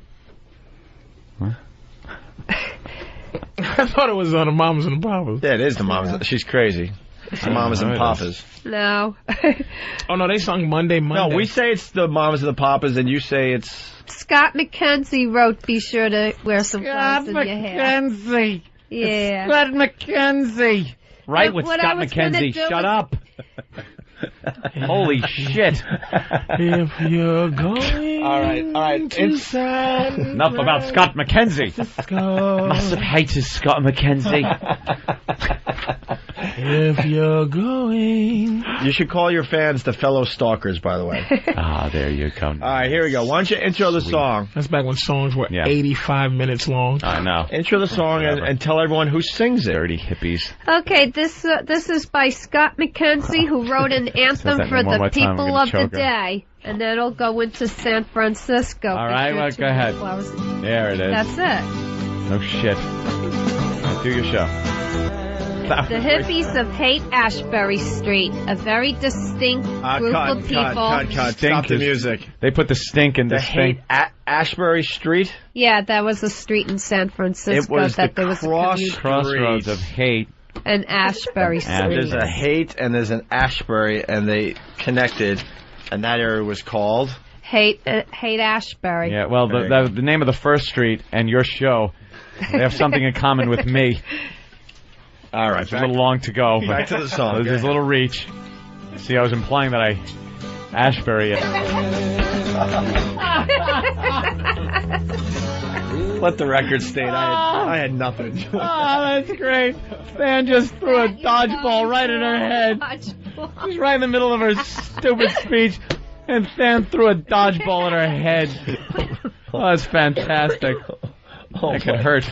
Oh, my God. That was very good. See, at least you were getting into like what they were about and everything. She was getting quite passionate, though. You know, yeah. All right, like about their upbringing and what they... Yeah, give us a little more on that. Instead of them just being a bunch of lazy slobs who wanted to fucking take drugs. With this whole song of Eve of Destruction. Oh, now that changes the mood a little. Yeah. Not too cliche. It talks about the fears for the future. Fears for the future. Okay, Eve of Destruction. Get that. And how long did the peace sign take to make, you think? Yeah, they invented the peace sign. Well, they were the ones that everybody thinks it was the hippie, Robin. It was me. I invented. People used to point at people with one finger. I pointed with two, and then one day I lifted my hand up.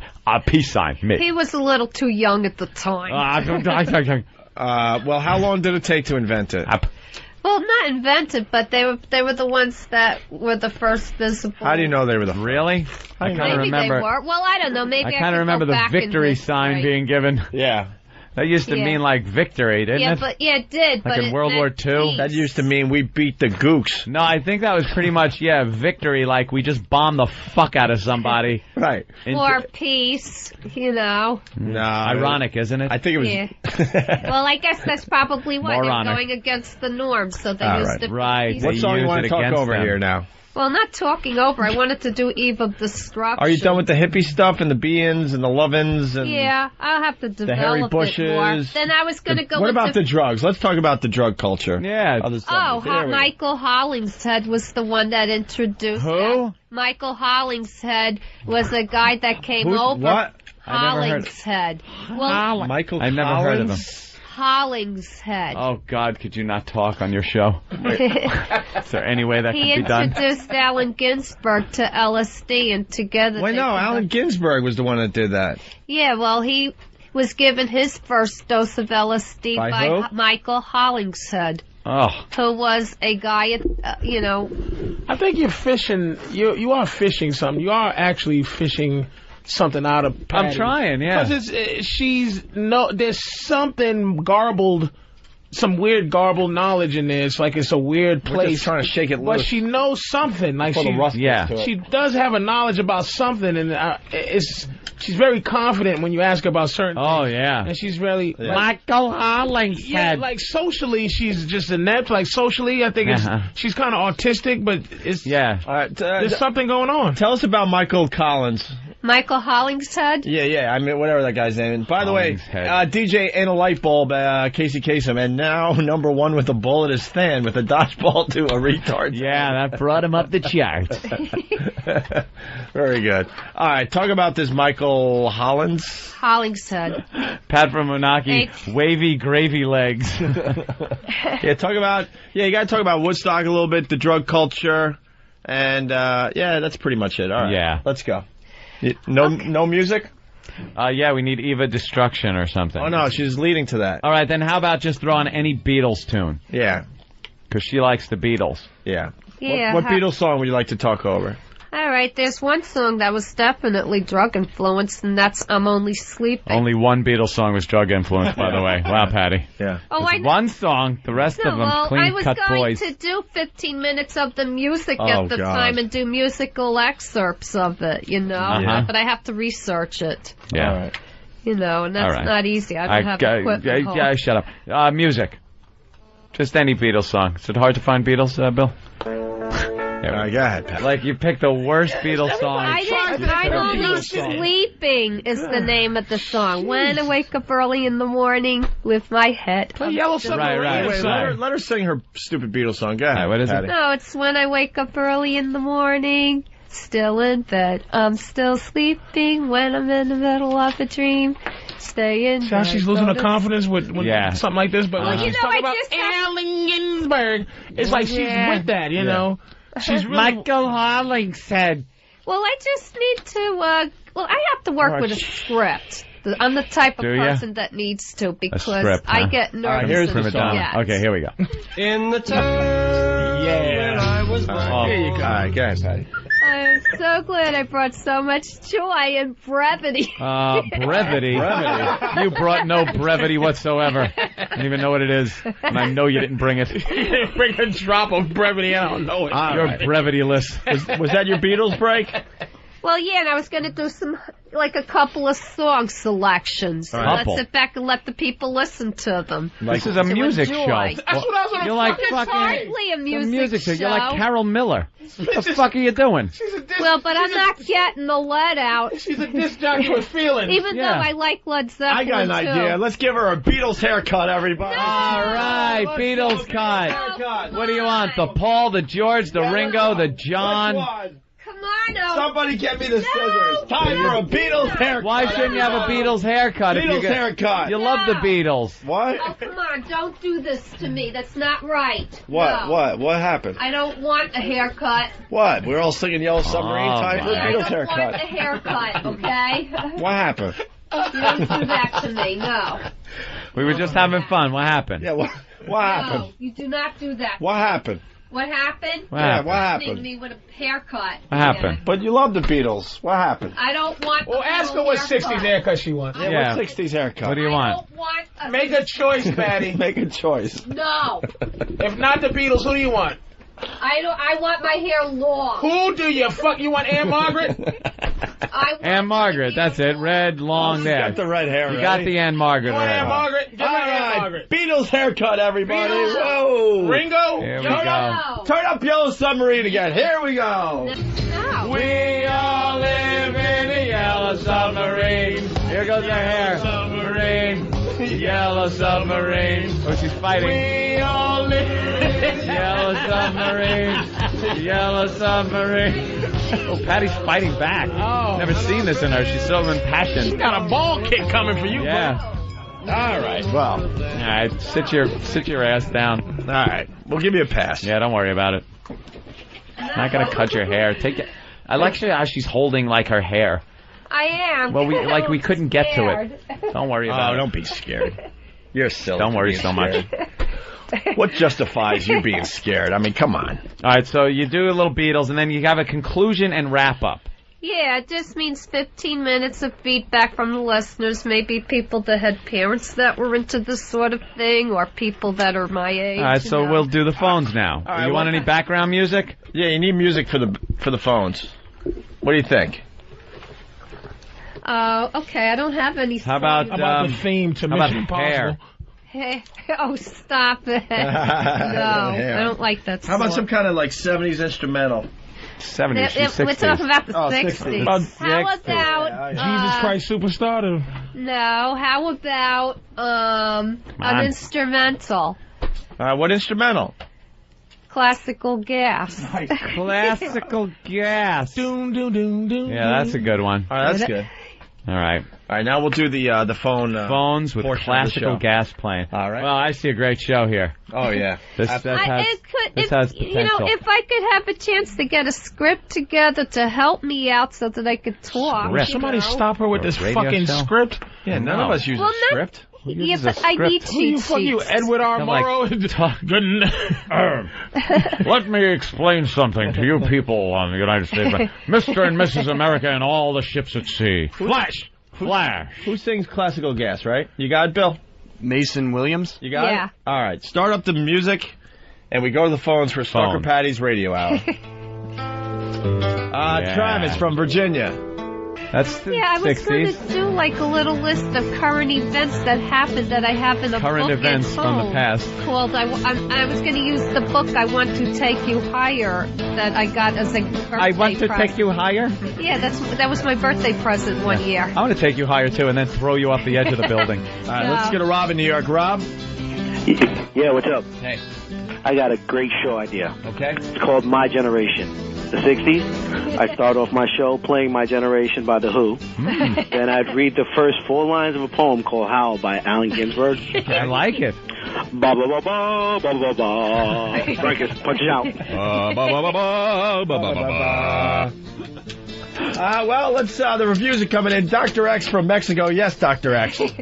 You know, Patty, I wish you were a child from the 60s. You know, the one that got napalmed in that fucking picture? The little Asian girl running down the street after her village had been napalmed. All right, the reviews are mixed right now. Jeff the trucker. Jeff? Yeah. Hey. I got an idea for the end of her show. Just a single gunshot to her head. Punching out. All right, let's go to Bill in Boston. Bill? Hey, Bill. Bill?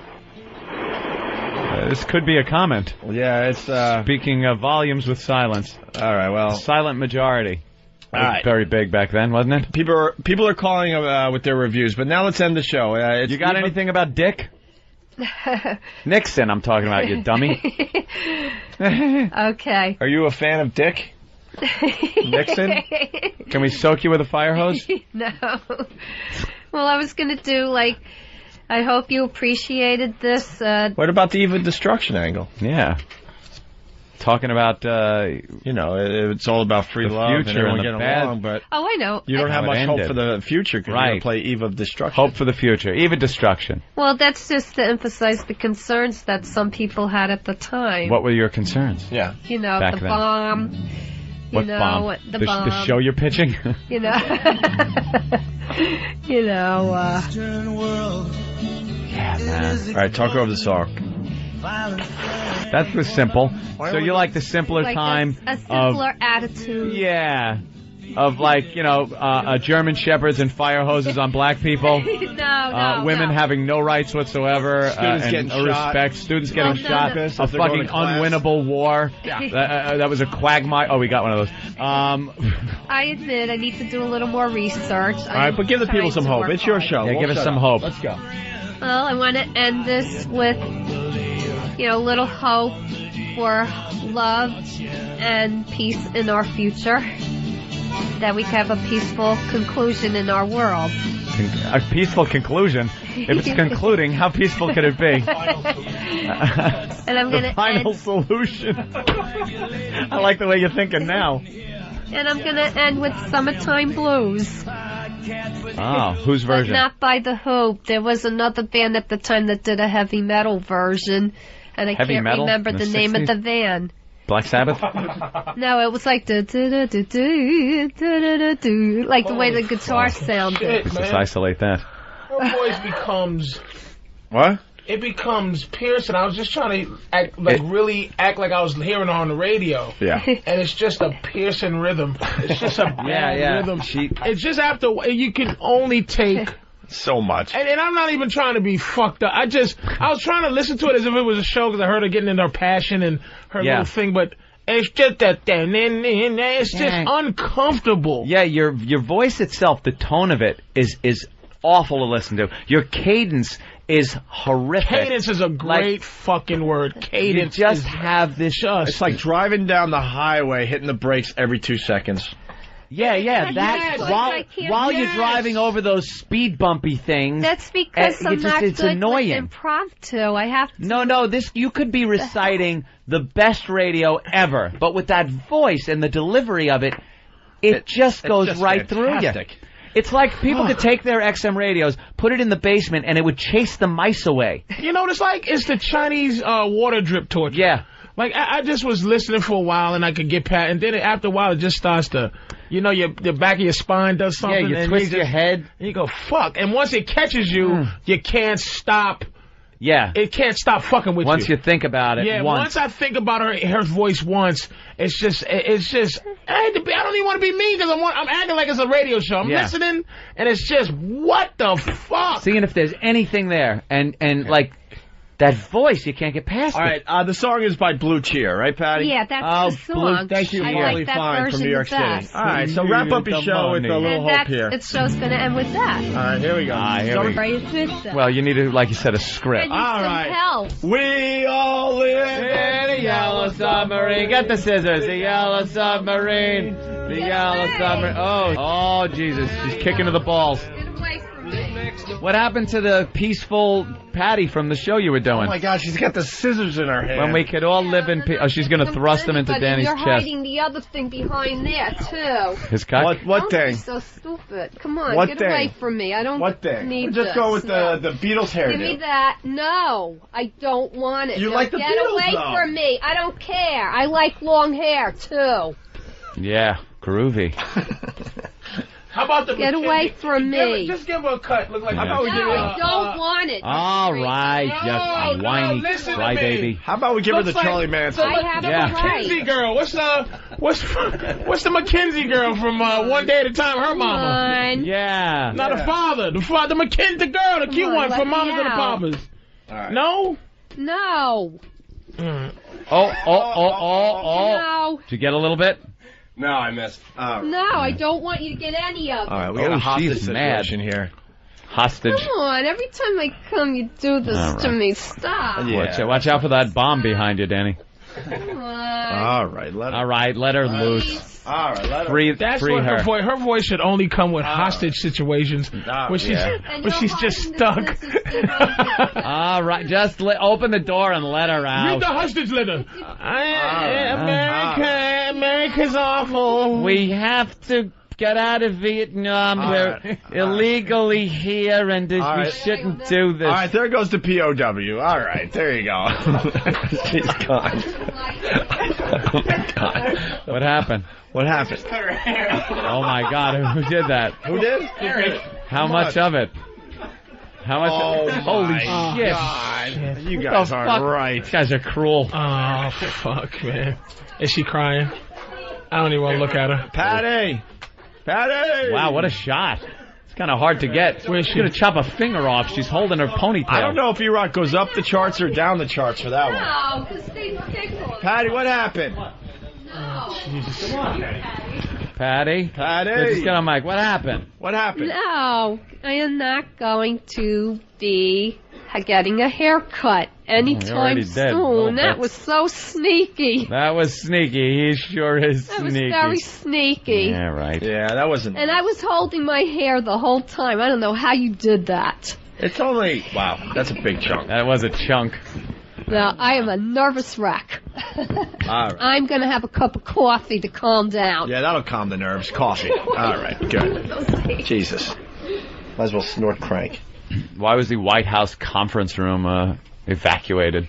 They had a Was it a light bright? Yeah. They found a light bright hanging up behind the president's... wow, that's a big chunk of hair. Evacuated from White House Conference Center. Yeah, I know. Wow, he just kind of nipped that... I would make a nice walrus mustache. All right. Well, that was... So what do you think? Now that she's out of the room, we now have to sort this out and meet. Would we air Patti's show on our channel? Yeah. Because the bottom line is, it's our decision. Absolutely. Yeah. I give it a 1 hour, no problem. Some music, her talking, yeah. If she scripts it. I gotta script it. Pencil her in for a razzle dazzle. Razzle dazzle. We'll give her a razzle dazzle. Ba, ba, ba, ba, ba, ba, ba, ba, ba. That's not the one. No, that would actually work. Excuse me, but I do believe that sucked ass. With that, we'll see you guys in a bit. It's amazing. He knows that shit. Oh, did you see the Patrice knows. The YouTube thing of the guy that was doing a rap battle and he punched him in the face? What? Go to YouTube. Wait, get on mic, will you? YouTube. That shit's great. YouTube. I forgot. That was old school rapping. Oh, you mad because I'm styling on you? Just write that. Oh, you mad because I'm styling on you? Styling on you. And he goes, oh, you mad because I'm styling on you? And then the dude kept hitting his hand away. And he just go, oh you mad because I'm styling on you. He's, I'm going to get the 40 cal and something. And then the motherfucker said, I'll do, and the other motherfucker punched him in his face. Oh, that's great. What is it Did called? it come up? I love it. God damn. Yeah, right probably there. the same one. Because I'm styling on Yeah, you. Turn around and let me see that motherfucker. Oh, it's like 10 minutes long, though. Oh, is it? No. The full story of the infamous fight is 10 minutes long. YouTube is the biggest pain in the cock to fucking search anything for. There's so much shit on it. We got it, but... Redundant we names. Want the short version. Yeah, the one he's just like, oh, you mad because of style. All right, here it is. Show that. Yeah, let me see. Turn it that. Not your typical rap battle, it says. Right? Yeah, I wish it had sound, but it doesn't. But I just want to see him get punched. Oh, these motherfuckers look like they're going to start swinging anyway. Oh, he's chewing his ass up, too, this kid. This guy's fucking, like, yeah, getting in his face. And rapping. The other guy's just sitting there looking at him. Wow. Oh, snap. Oh, now the slow-mo. Slow-mo punch. That guy took all kinds of rap shit and then just ends the argument. Oh, fuck. Wow. He gave him 3 shots. That's 3 shots? As fast as he went boom, boom, boom. Are you kidding? Let me see. Holy shit. Styling on you. Dude, he hit the guy 3 times. Wow, that is something. I want to see the Look at this times. shit. He goes boom, boom, boom. He goes boom, boom, boom. Here we go. Guy's standing there just rapping in his face, and the other guy just had it. Oh, yeah, he went for the third. And he is down. Oh, he knocked his... You got knocked the fuck out! Try to find the audio of that. Oh, it's just... And he's just in his face, and the other guy keeps hitting him. Like, but this dude is just, you could just tell. The other guy didn't even see rap. I just saw this part, the little short version. Yeah. I guess there's a long version of the battle. But the one guy was so good at this battle rap, and he was up on the other dude pointing, and the other dude was slapping. Remember back in school when motherfucker be like, don't put your finger in my face? When you was making him so mad, and he point, you go, don't put your finger in my, just to make something. Yeah. There's a rule. So he was like putting his finger on him, and he would hit his hand down and smack his hand away, and he'd go, yo, you mad because I'm styling on you. Holy shit. And then he just, blow! He got fucking fucked up. What do you got? Joe Rogan stuff. Is it good? Yeah, I mean, I don't listen to it. I'm sure it's very, take one, pass it down. Opie didn't pay attention to the I'm sorry. rule. It's really... That's instated in, like, the first grade. Atlantic City, conversations to get you up. I was coaching of a world poker picture. All right, this is from Joe Rogan's blog. If he's around, give us a call, will you, Joe? So I've been getting a ton of emails recently about this poker player named Daniel Negreanu or whatever. Negreanu talking shit about me on his blog. Now, what this was all about was we were both on the Opie and Anthony radio show when it was broadcasting from a poker tournament that Anthony was playing in. This is a legendary Opie and Anthony story. I barely remember the conversation because it was over 2 years ago, but what I do remember was that the guy was very friendly on the show, but then afterwards he talked some shit about it online, saying it was unorganized and a low-rent version of the Howard Stern show. So I check out his blog to see what this guy said about me, and I was really puzzled. Here's the audio file of the conversation. This is all on JoeRogan.net, by the way. Joe Rogan's got audio evidence. And just in case he decides to take it down or change it, here's the actual words from the blog. Do we want to read this part again? No. People know, right? He just said it was something like, Joe was being outrageous, unfunny, he said, and saying inappropriate things about his ex-girlfriend. And we were unorganized, blah, blah, blah. So Joe Rogan's response. Now, here's where it got so confusing to me. If you listen to that audio file, you know what he describes was nothing like the conversation we had. When I left that conversation, what I got out of it was that I had met this interesting character that makes a living in a very daring way, and I respect that very much. He decided to live his life playing cards professionally, and he's been doing it since he was 18 years old. I told him I thought about how cool that was, and then I asked him if there were professional poker groupies. Then he told us that he was recently split up with his ex, and I asked if he was scared of her getting with other guys. I said that's what I'm always afraid of, is breaking up with a girl and her getting gorilla fucked by some new dude. Daniel laughed hard. He did laugh, I remember that. Yeah. Then he said he wasn't concerned, and I said that's what I always think of. And then I went in depth about how I always picture some dude fucking the shit out of her. He suggested that I read a book that addresses that, and I said it's just natural chimpanzee instincts. He still said he doesn't think about it, and then I described a graphic scenario and asked him if it would bother him, and he still said no. And then I said, it bothers me, and I don't even know you. Opie then added in, and one more thing, the guy was black. See, so Opie was the one that added it in. I didn't even realize that. I thought Rogan was the guy. We were so out of control that day, Ed. Jesus. So out of control. Yeah, and I'm sitting at a poker table somewhere while all this is going on. All hell's breaking loose. I missed all this. We then thanked him for coming on the show, and I congratulated him for having the balls to pursue such a cool job. He said thanks and that he really appreciated it, and then he shook my hand. Never once seemed upset with me. Now, I have no idea what the fuck went on in his head between the time he left the show and how he ran the conversation back in his mind, but I think he should listen to the audio of the conversation and then go straight to a therapist. If he's distorting events of the past like this on a regular basis, I've got to think that there's something seriously wrong with this with the wiring in his brain. Daniel, I know you're reading this, so I want you to know.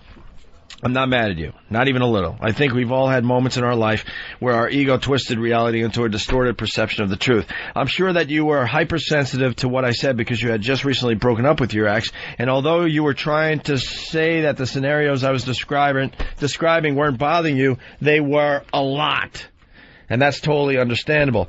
I think you obviously twisted the events in your mind into some attack on you, and it absolutely wasn't. I think if you listen to the audio, you'll see that I was being very complimentary of you, and that I really respected what you do for a living. I still do. I didn't want to piss you off when I said those things. I was just being honest with the way I think. It wasn't my intention to upset you, and I really didn't want it to happen. I talk openly and honestly to my friends, and if I'm having a cool conversation with someone like we were having with you, I talk to them the way that I talk to my friends. Now, I often forget that some people consider the way I think to be crude or outrageous, but it's really just the way I think. I'm just really honest about it. Your perception of what happened is completely off. I wasn't cracking jokes. I was just talking to you like a friend. And that is true, by the way. He brought up something that I think a lot of people wonder. You know, you break up with someone, you know, is she getting banged by someone new? And would that bother you even though your relationship with this person is done? I think it would. It's actually an interesting question. Yeah. I could use this blog entry to insult you, but really, what's the point? I've got plenty of negative bullshit in my life, and I'm sure you do too. And really, all I want to do was clear the air. I'm going to post this, and then I'm going to erase all this negative shit from my mind, and I'm going to look at you the way I looked at you when we were having that conversation. As a person that's doing a cool fucking thing, playing cards for a living, I'm going to look at you as a person who had the balls to try to make a living in a very risky and unconventional way. I still respect that very much. I'm totally serious about holding no grudge, and if we run into each other, I would be happy to shake your hand and bury the whole thing. Or I might hold you down and slap you in the face with my cock. Depending, of course, on how my ego twists my memory of my reaction to your blog entry saying I suck. Then he makes a little smiley face, he writes kidding, kisses. Smiley face, curly hair. So if you don't know the whole story, go to joerogan.net. You can hear the audio and then, you know, the response and all that. Yeah. All right. That's whatever. I wasn't at the table. I still have great respect for Daniel Negreanu, even though, you know, he bashed the show as a poker player. I unfortunately didn't get to meet him personally. You guys had ruined that for me. Yeah. But, and you wanted to meet him, right? I wanted to meet him. The guy, if you were into poker, he's one of the guys. He is like one of the fucking guys. He's got a talent, and most people say that poker's all luck. It's people that really don't know about poker. Right. He has a talent to reading people where he will call out what the fuck cards they're holding. He'll be sitting there in a big hand, and you know, they show the hands on the TV screen. Obviously, the players don't know what they have, but he's going, all right, and let's say the other player has a pair of queens. Okay. He's sitting on a pair of queens.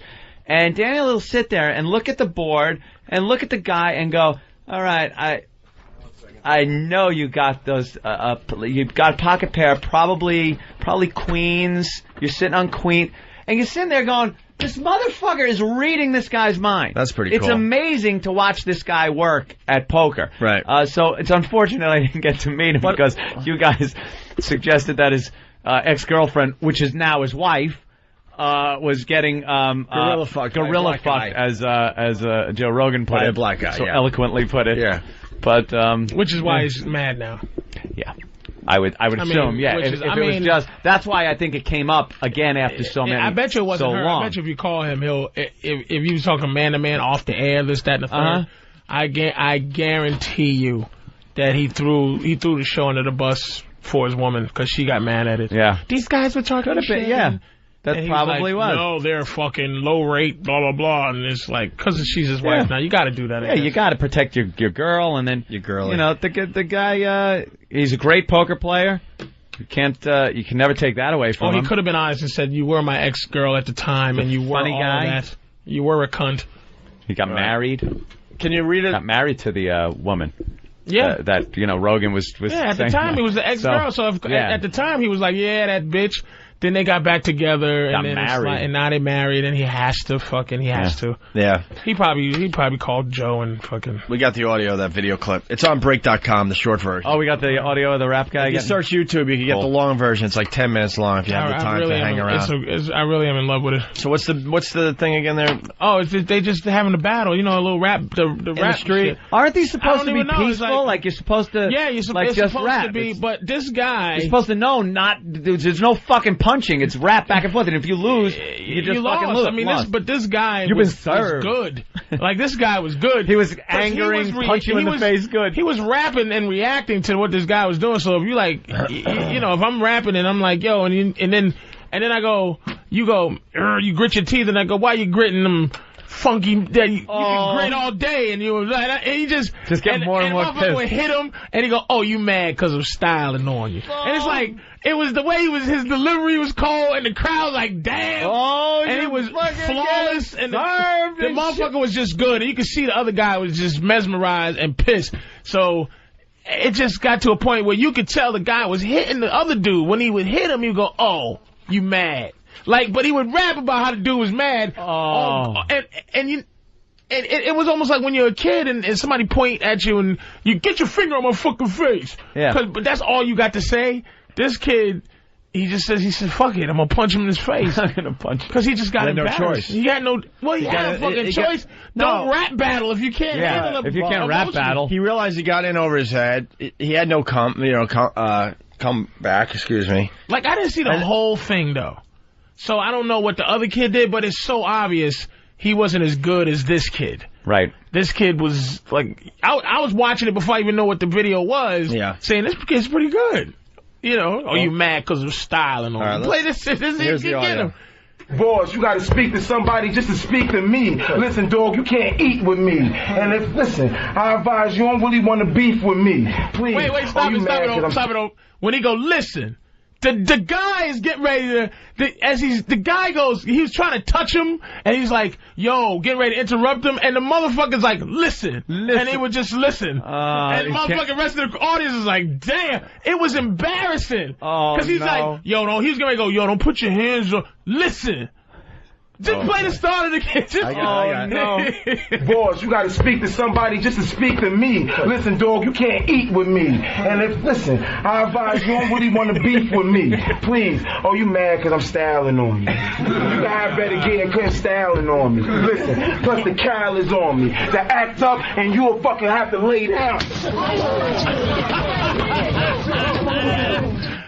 Oh, dude. Wow, that is the punch that you hear. Oh, man. Listen. Oh, you mad. Oh, you mad because I'm styling He's just on. reacting to this guy's emotion. This guy was getting emotional. Listen. Oh, you mad because I'm styling on. All right, hold on. We got Paul in Bayside. Paul, what's up? How you doing, guys? Hey, Paul. If you look at the video, the guy with the green hat, he pointed out that he has a gun on the side of him. If you look at the video carefully, he mentioned something about a gun, then he points it out. So as soon as he pointed it out, the guy just clocked it and ran. Really? Watch the video closely. Yeah. You're gonna have to Did look the guy closely. run? There's a part where they show the guy running. Looked like he was standing there over him. There's a 10-minute version of this, so that's the whole the guy video. with the friend of the guy with the green hat, he's telling him not to shoot him. He's holding him down so the guy don't pull out the gun. If you watch when he hits the ground, he starts reaching for it. And then the guy stopped him from shooting him. Are you sure? I swear to God, dude. Or that was just him pretending he had the cowl on him, which was his gun. Yeah. But no one comes to a rap battle with the cowl on him. Come on, man. Roosevelt, Queens, man. I don't know, dude. Yeah, with the cowl on him. I don't know if a nigga comes to a rap battle with the cowl on him. You don't go to a rap battle with the cowl on him. Everyone knows that. Everybody knows you what don't the go fuck? to a rap battle with the cowl on you. What's protocol? When do you carry the cowl? You don't carry the cowl on you. That's all I know. Never I've been in 2, 3, 4 rap battles. When is it respected that you carry the cowl on you? Here's protocol now. You go get the cowl. Get the cowl. From the car. That's what they do, because it's always like someone said they're going to get their gun. No one ever just pulls out the gun. It's like, I'm going to get my gun, motherfucker. And it's like, well, they got to go and get it. I mean, he was hurt. If I thought I could rap, and this guy was telling me, listen. And I'm like, huh? Okay, I'll listen to you. What? And he was actually good. Oh, you mad because of styling on. I got to hear this. Break yourself. Break yourself. But, hey, you got to understand, everything he said is reacting to this other kid being emotional. I hear you. All right, when you hear the punch, you got to just be quiet so we can take it all in. I want to hear every. All right, let's hear it.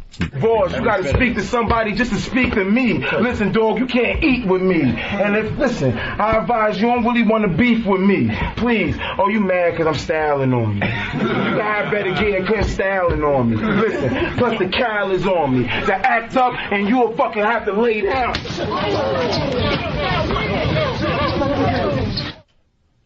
So he goes, "You're mad because I'm styling on you," but he also mentions that he has. Because I got the cow on me, and you act up, I'm gonna have to fucking and that guy lay down on you. Wait, this gets better. So the guy kind of threatened. It's almost a rap, but it's a rap battle. You can say whatever the fuck you want. Yes, it's an excuse to have. If you watch the excuse, listen. Yo, you mad because I'm styling on. Listen, I shut right the fuck up. Listen. I'm like, fuck. Oh, he's got me. Are you mad because of styling? Patrice was styling on us. I have no idea if he's got a cow on him. Yo, act up and you'll lay down. Yeah. Unless Kenny's here. If you watch the video, right? Yeah. The dude is before he even raps about guns, the other dude's slapping his hand away. Yeah. This is not the guy he that has a gun. The guy that got punched has a gun. No. Besides the fact that he's getting in his face with his rhymes. No, I don't watch the beginning. The dude that punches him slaps his hand. He's getting when he says, "Listen," this guy's getting so emotional and he's getting his ass whipped. He slaps his hand down, and this dude ain't got no fucking gun. You know what happened? It went from rap battle to that other guy was losing so bad that he took it so personally that when this guy said, "Look, I got a gun, and you fuck up with me, I'm gonna shoot you," is pretty much what he said.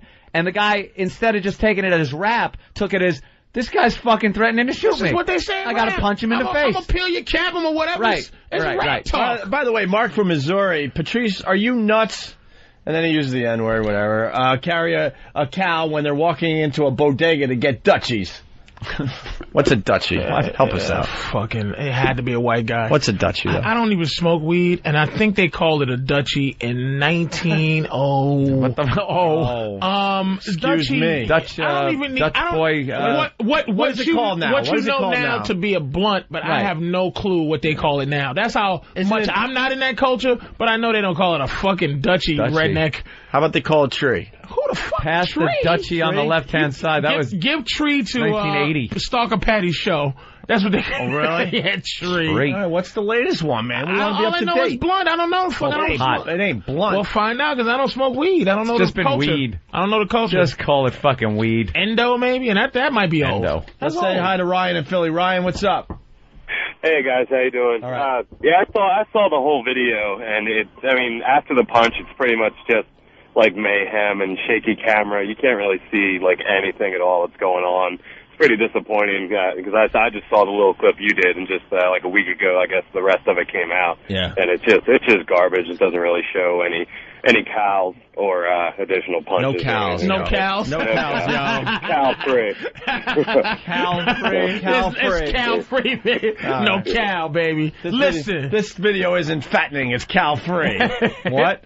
That's a nigga. That's the new shit now. Listen. All right, Joe in Oklahoma. Joe. He just got really pissed. He got mad. Real He pissed. just got mad. A Dutchie is a cigar. Yeah, it's a brand. I know what it is, but it's like who even? Dutch Masters, was it called? Yeah, it used nobody to be says that shit. like the Dutch guy on the Wait a front. minute, you know who said that? The little Jamaican kids. Pass the Dutchie on the left-hand side in 1982. When it was... What were they called? Musical Youth? Musical Youth. Back with fucking Donna Summers singing. Yeah, they are. She sung Hard for the Money or something, and then this came on. This was... I think one of the kids is dead or something. This is old school. There was something horrific that happened to one of these guys. It's called Shiz. Shiz is what it's called now. Who the fuck knows? You can just name it anything. Boogie Woogie Boogle Boy. That's what they call it. This was on MTV like every 10 fucking minutes. Yeah. Every 10 minutes. Yo, I got that Boogie Woogie, yo. Fuck, that's what I'm calling it. Boogie Woogie. That's what they call it now. Boogie Woogie. One of our honey drips. One of our guys in the know says it's currently blunt. Blunt has been blunt for a long time. All right.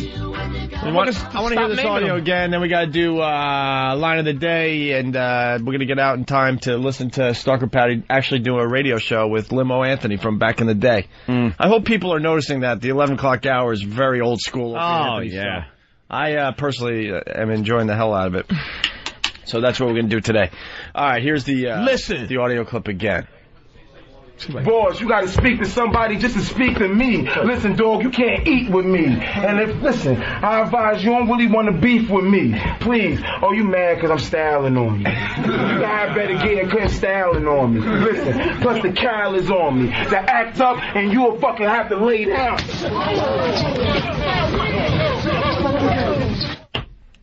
God damn, I love it. And the rest of the Act crowd's up, like, you got to fucking lay down. Oh shit, he punched me in the face. And the rest of the crowd's like, yo, chill. Like, fucking, that's not what we do here. People are watching. Oh. We have neighbors. That's This is on tape. Would something like that have made web junk, or would that be too violent? Too violent. Too violent. That's why that show. Yeah, that's good shit. Never would have. That's the shit you want to see. I would have had so much fun laughing at that. Oh, you styling on? Yeah, you could have you styling on him while he's. You could have done callbacks on that the whole show. And yo, lay down. Really? Yeah, really? Really? You You're got laying the down towel right on now. you? He's making your bed. You gotta think of new slang for punching him in the face. Yo, I just made his bed, son. Yeah. Yo, I just fluffed his pillow for him. You know how embarrassed that motherfucker must be to all his friends and shit?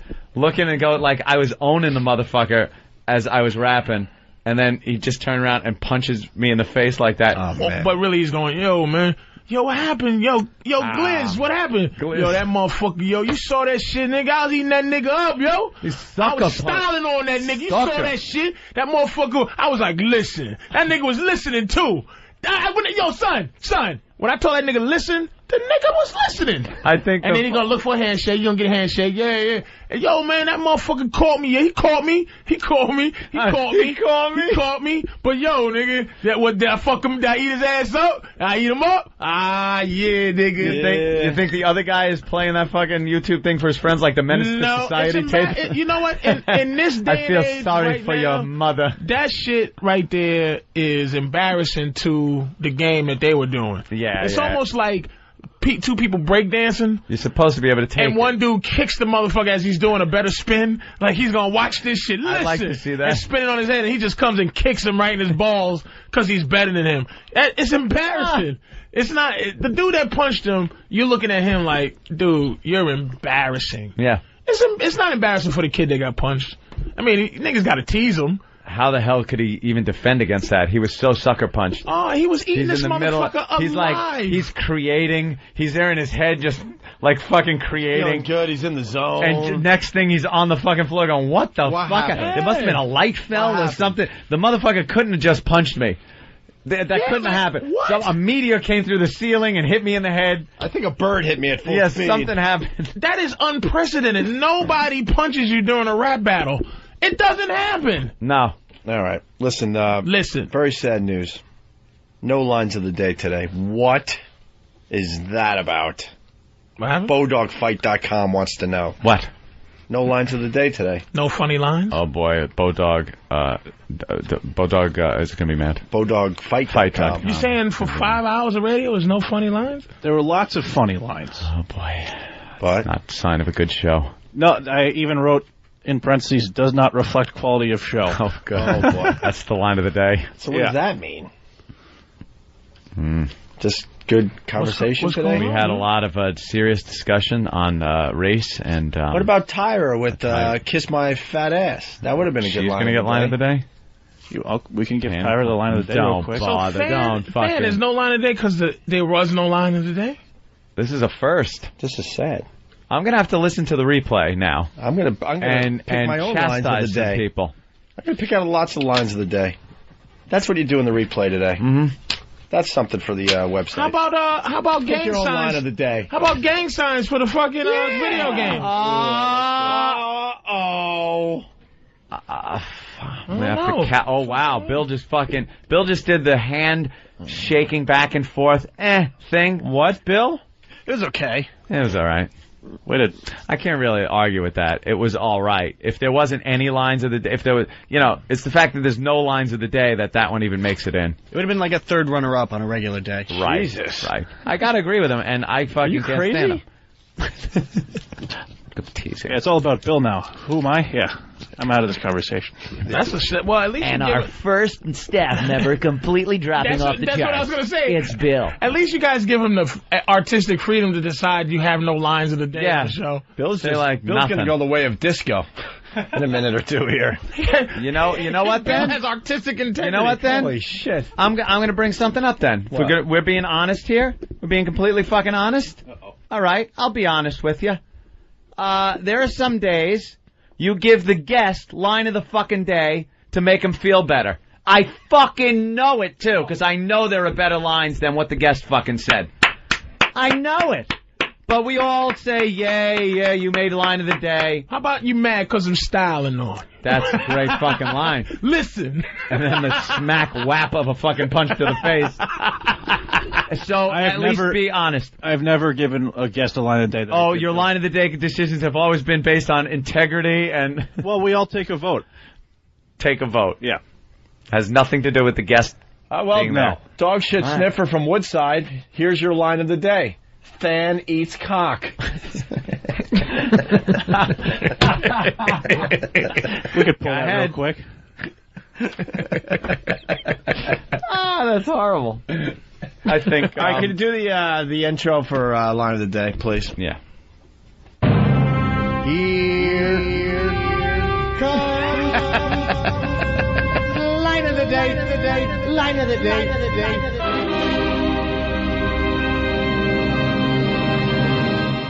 Fan eats cock. Wow.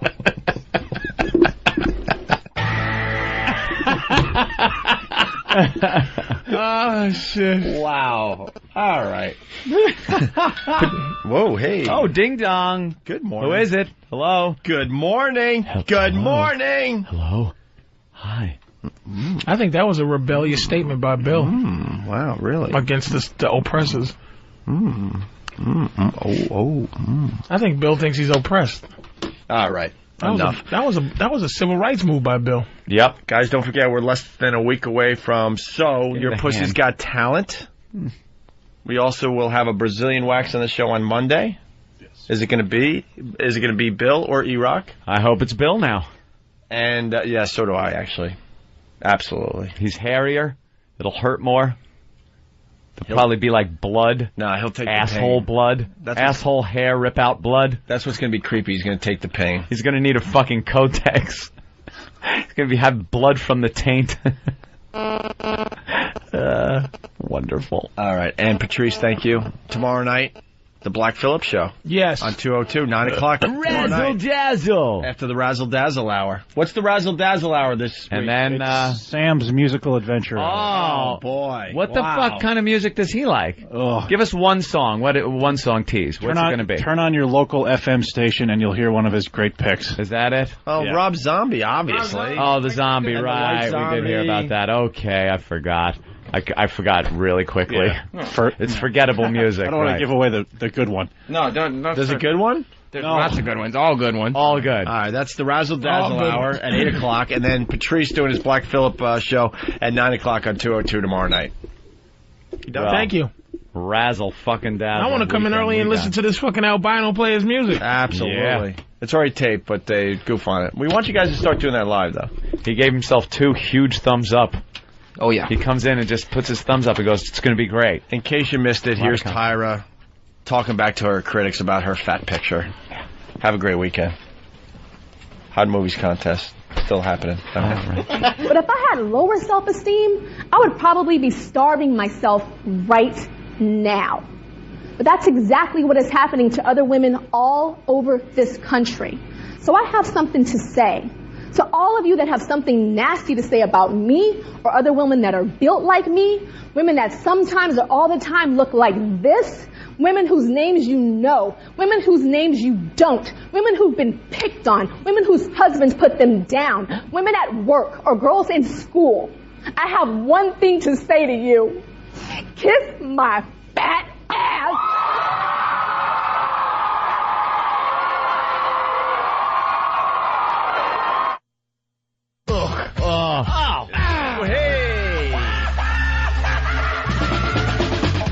Hey! Hey! Yeah! Oh, fuck.